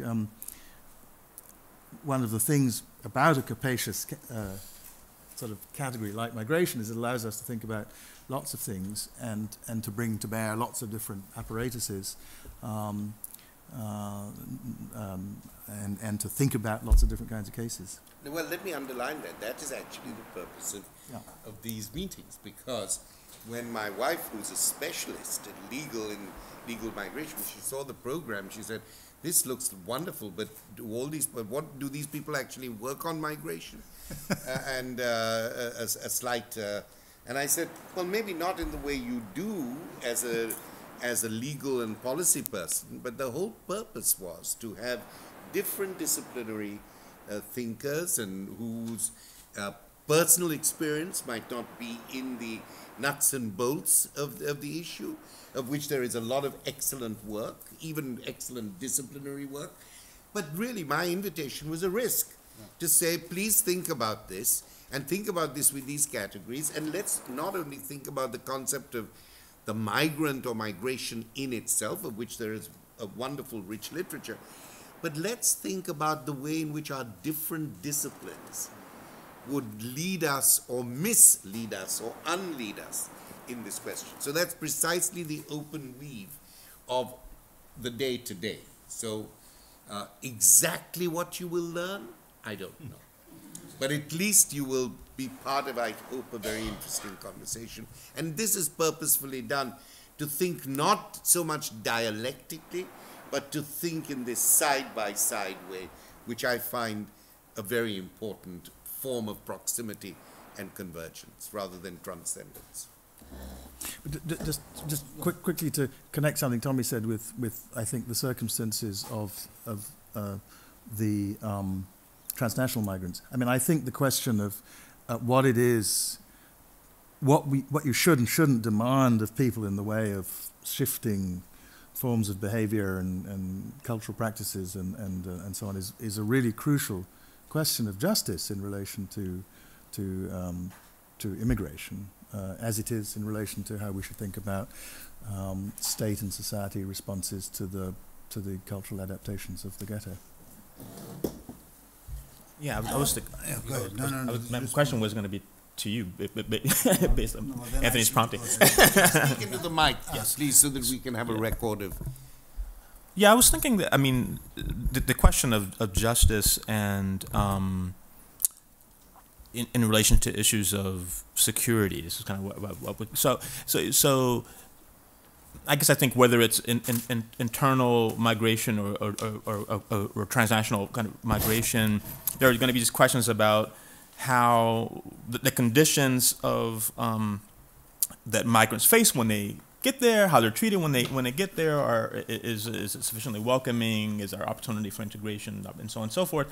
And depending on the conditions of that might make a difference to the question of how much, if you like, risk it'd be reasonable to expect the receiving group to bear. So I just part I was thinking about, and there's one way of thinking about the focus on security, and in abstraction it can look really, seriously problematic. But you might think like there's an interesting kind of justice questionnaire about like when you have people in a global order that's unjust, and where internally the societies they may be entering into is unjust. That might make a difference to how much, if you like, the unjustly advantaged can expect to be free from all the risks that newcomers might pose. So I wondered if you had a thought about this question, because I often think about this issue and not sure. Yeah. And let me just say, I mean, what actually got me thinking about this was, I'm sure many of you saw this, I think some months ago, there was a kind of long piece in the New York Times about this family from Mosul, whose house had been destroyed. And it's a story about how this particular, I think, 2 New York Times reporters try and help this man who's lost most of his family. The house has been destroyed. He needs a lot of medical attention. They follow him. In the course of this man says, at some point in the online version, which had audio, this man says, look, I don't need to be safe. I just want to be able to be free again. And what he seemed to be contrasting was, look, you guys have this escalated conception of safety. And to satisfy that conception of safety, you actually need to do the sort of things that led to my house being bombed. Because you need to make everyone safe. Or you need to make at least all your people safe. And it occurred to me that what this person was saying is, look, what you've gotten wrong is that you're attached to this completely unreal conception of safety, and he was contrasting that with, look, all I want is freedom. I don't want this kind of, give me something much more basic. That doesn't, I'm trying to answer your question by giving you a sense of why I was thinking this way. Yes, I understand. Anthony, I wanted to ask you something. Look, when we try and couple rights with duties, as Honora O'Neill does, many people do, and as you very eloquently laid it out, there's a certain kind of straightforward intelligence to that idea. I mean, somebody's got to have a duty to protect me. But there's another way, there's another thought, and I'm just wondering if you think aloud about that, where the duty is not coupled to a right. The duty is just a duty. There's nothing on the other side of it that's saying, I have a right and you have a duty to respect my right. So that the duty becomes, as it were, one-directional. And I'm interested in this because that's the thing somebody like Gandhi keeps talking about. Gandhi in some sense thinks that the idea of a right is suspect, in part because it is implicitly part of a bargain. Right. So, I mean, I agree that there's a... So, first of all, I think it's right that there can be... I mean, the standard example of this in law, of course, is the duties of trustees, which don't give the beneficiaries, in Anglo-American law, don't give the beneficiaries any right against the trustee. The trustee has a duty, but the person who's going to make the trustee do what he or she is supposed to do is the Attorney General. Yeah. It's not the beneficiary. And so the beneficiary is entitled to something, but they don't have a right in the sense of the capacity to make an enforceable demand. So I think just as a conceptual matter, yes, you can have duties that don't have correlative rights, and also you can have duties that are definitely not part of a bargain. I mean, parents have duties to their children. There's no deal there. The children didn't enter a deal. They just were born, and nobody asked them. So I think there are lots of contexts in which there can be. So if the worry is that there's a kind of sort of grubby commercial dimension to thought of rights and duties, I think that doesn't have to be so. There may be ways of thinking about it that have that problem, and maybe that's what Gandhi was talking about. But I don't think that it's intrinsically that precisely because there are these imperfect. These rights, I mean, people don't know. But you already introduced a third term, which broke this apart. You said there's rights and then there's duties, and then what is neglected are these non-contractual, non-instrumental needs, love or family protection or assuasion of mental anxiety or whatever.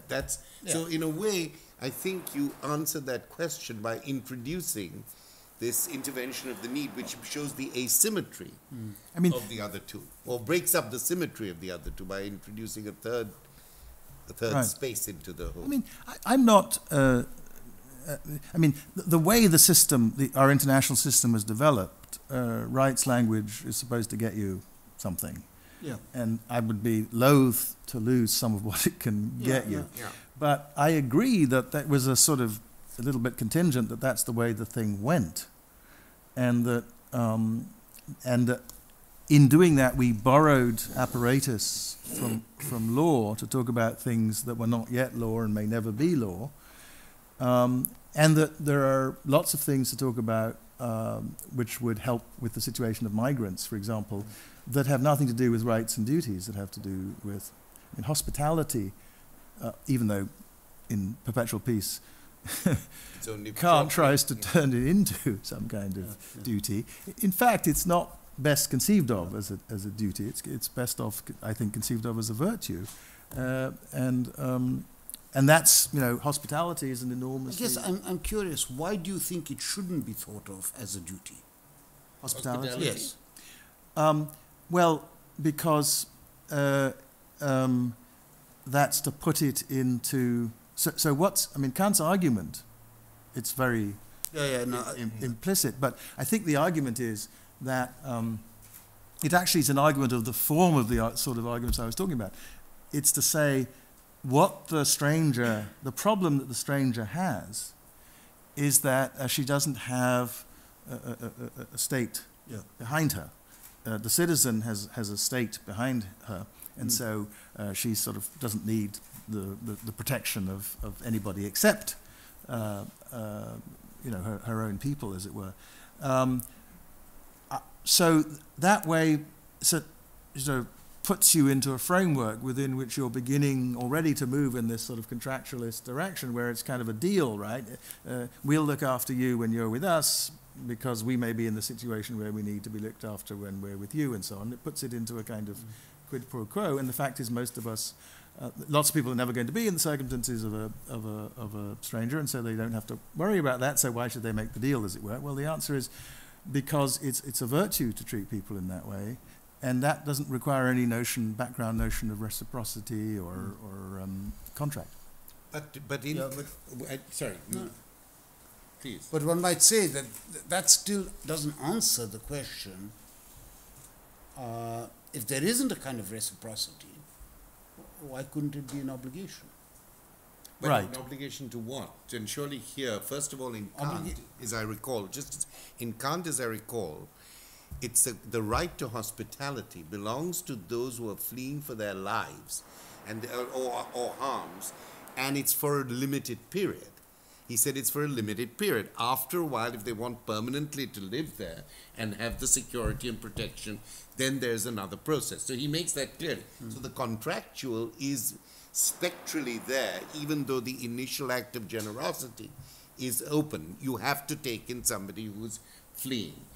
But the other issue, surely, is the more Derridian work on hospitality and the more Levinasian sense of hospitality. I think that then pushes you right outside of the any sense of the contractual, and because it assumes that hospitality has to deal with its own hostility to the stranger, so it's a kind of agonistic idea, and then so you are not virtuous for doing it. You're dealing with your own demons, and then you're also issuing forth in an act of hospitality or an ethical position. I think it's a more complex issue than we might want to go in here. But Bernard wanted to ask a question. Please introduce yourself. Diana wanted to ask a question. Please introduce yourself. You wanted to ask a question. Please introduce yourselves. So you'll have to come up to the mic, I'm afraid, because our runners are unable to be here today. Yeah. And yeah, so please, there are mics here and mics there. So distribute yourselves as you... I think it's on. Thank you. Bernard Harcourt. So brilliant interventions that I enjoyed greatly. And I just wanted to pick up on, I wanted to start with Uday's intervention, remembering this passage at the beginning, I think, of Walter Benjamin's Critique of Violence, where he places that conflict between liberty and security so starkly, and that helps motivate that whole question and the beautiful ode that you give to a form of disorder, right? That is more valuable than security. But it immediately brings to mind, though, the connection to a notion of violence that I thought was important, inflecting all of the four interventions, because of the way in which, for instance, Tommie, in your brilliant intervention, Richard Wright's description of the kitchenette as such a violent space, right? The violence there, or the violence, Veena, in the conversations and non-conversations between the Hindu youth and the Muslim youth, and the poison, the water versus the poison, right? Right there, and in the context of the UDHR, the somewhat simplistic notions of violence that are probably at the root of the problem with so often with a human rights approach, which is the simplicity of the notion of kind of physical violence, which you then can't capture what is being caught in by Richard Wright, or what is being translated or discussed by the youth. So there's this kind of overarching, it seems to me, way in which we need to continue to re-examine this fraught problem of how we think about the violence in these migratory contexts, right? As so much more than just the physical violence that is being escaped, the physical violence that is being inflicted, but these spaces that then produce violence in so many different ways. Thank you, Bernard. Please, should we just? That was a comment, so I just let's. No, good comment, but let's keep it flowing. Jana Sorensen, Romance Languages and Comparative Literature. Thank you for an exceptionally interesting set of presentations, because, as Homi said, this is part of a long-term study process. I would like to pick up on something that was raised towards the end of your discussion, and that is thinking more about the host. Not in terms of hospitality or of preachy recommendations of hospitality, but understanding migration in terms of host communities as well, and thinking about, words. And this has produced a whole constellation of concepts. I'd love to add maybe care and responsibility. So. Shall we take that on? Or shall we go with more questions? Would you like? Yeah, let's have another one. Another question? Okay. I'm Rachel Lee. I'm in comparative literature and Slavic languages and literatures. And I wanted to make a connection between Veena, Uday, and Tommie's talk and the way that you're talking about movement and movement as a threat, movement within the migrant, within the African American, whether they're moving from the south to the north, or social mobility, or also against injustice, as Tommie, as you were speaking about, with the ghetto denizens. And the connection that I want to make is with Veena, and how you were talking about the everyday attack on small freedoms. And it strikes me because the everyday is itself, it is a movement, right? This is why we have such trouble narrating it, is because it's always in movement, it's always in flux. And so what I'm wondering is, even though the threat is localized in these migrant bodies and in the bodies of African Americans, the threat is still the threat that's created because of movement. So do you think that it is this very movement that kind of belies narrative that brings us to this panel in which we're talking about how do we narrate these experiences? How do we narrate the migrant? Is it because of this very movement itself?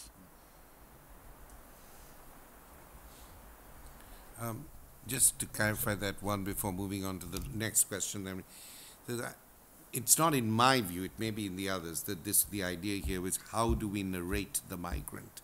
That was not the way I saw the issue at all. But I'm not going to say anything more about that because my colleagues on the panel might well disagree with me. Yes?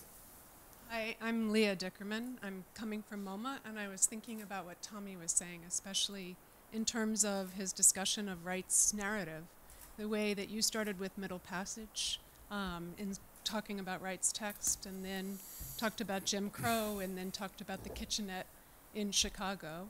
And that project was a project that I think is very interesting, that it was framed by the Works Progress Administration, and he did it in collaboration with Edwin Roscom, who from the FSA, also a migrant. And the overarching framework for so many WPA projects is to try to document the experience of ordinary Americans, and that Wright too had been an oral historian in taking the stories of many people. And the framework for those questions was, what does it mean? What does it mean to be American? And his response came out so closely, well, I can't tell you that without starting with the middle passage. You know, that you have to narrate the question of what does it mean to be American through a history that connects from that moment.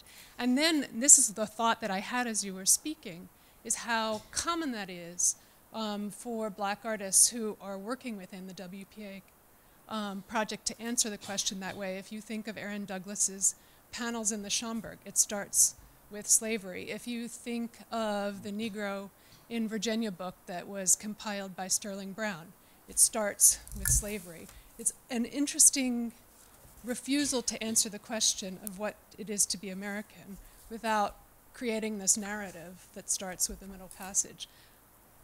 Anyway, that's a thought. But if you have another thought, give it, because I want to say that had we more time this evening, I had a discussion with Number. I said I would love to have Leah end the evening with the work she's done on this whole question at MoMA. And unfortunately, we couldn't fit it in. So what we've said, I just want to tell you now and give you a public invitation that you cannot refuse, that we will be sending you an invitation to come back. So now that you've agreed to that, you can talk later on. You can give us your second thoughts later on. Okay, so let's go. We have this question of the host. How do we think about the host? how do we think about the host and the issue about movement and whether the everyday is in itself always in movement, and what we mean by that. Is it a concept? Do we designate in order to create this sense that it's always in movement, or what is that, or is it an empirical issue? So those are the two questions that I see on the table at the moment. Shall we start with the host? The Holy Ghost, yes. Yeah. Yep, Veena. So the thought occurred to me that, in Derrida he takes from Mallarmé precisely this idea that the guest is someone who does not have a date on him. So there's no or her. So there can't be any contractual relationship between the host and the guest. And, that kind of goes certainly to notions of non-cruelty in the Mahabharata, for example, in which, when something or someone attaches himself or herself to you, how do you actually deal with it? And, they have the case of Yudhishthira, of course, to whom this dog attaches, and, Yudhishthira is willing to forego heaven because this dog has attached himself. Just give us a little background. There might be people here who are not entirely familiar with Yudhishthira, so just give us just a little. Just take it as the protagonist, right? And imagine that you're going and you're on way to heaven, and a mangy dog attaches himself to you. Then the question that you're invited to give up the dog and ascend straight to heaven, and you say, I can't do it because this dog has attached himself to me, right? And the essential point about the non-cruelty is that no one would have faulted for giving up the dog, right? That is to say, there's no evaluation there, but he's saying, I'm unable to do that. But I was thinking of contrasting it also with the fact that, there's a host of another kind, of the sort when, some wandering spirit comes and lodges itself into you and becomes, in a certain sense, you, and you recognize that that's not me. So in a way, people like Saras and so on will think about that as the parasite, but I think that's a very common experience in a certain way, to make this question, in fact, quite complicated, to think that there is no rule-bound morality that can actually answer that question. It doesn't mean that there is no pressure on saying what should one do. And so, in the area that I've worked, I've often written about this, is this absolute astonishing generosity sometimes, astonishing cruelty and astonishing generosity that you can actually find in the same kinds of spaces. Which brings me, I think, to this question really of something like, is it a question of narrativizing it, or is it actually a question not necessarily of narrativizing it, but of finding other means of expression? Yeah, you're right. I think it may not be about narrativity, but it's about some relation between expressivity and time. I think temporality is very important. I, for one, by the way, unlike Yudhishthira, when a dog attaches itself to me, I think I'm in heaven.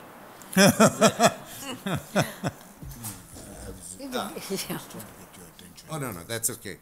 Let's carry on with this question of the host, because it does raise the important issue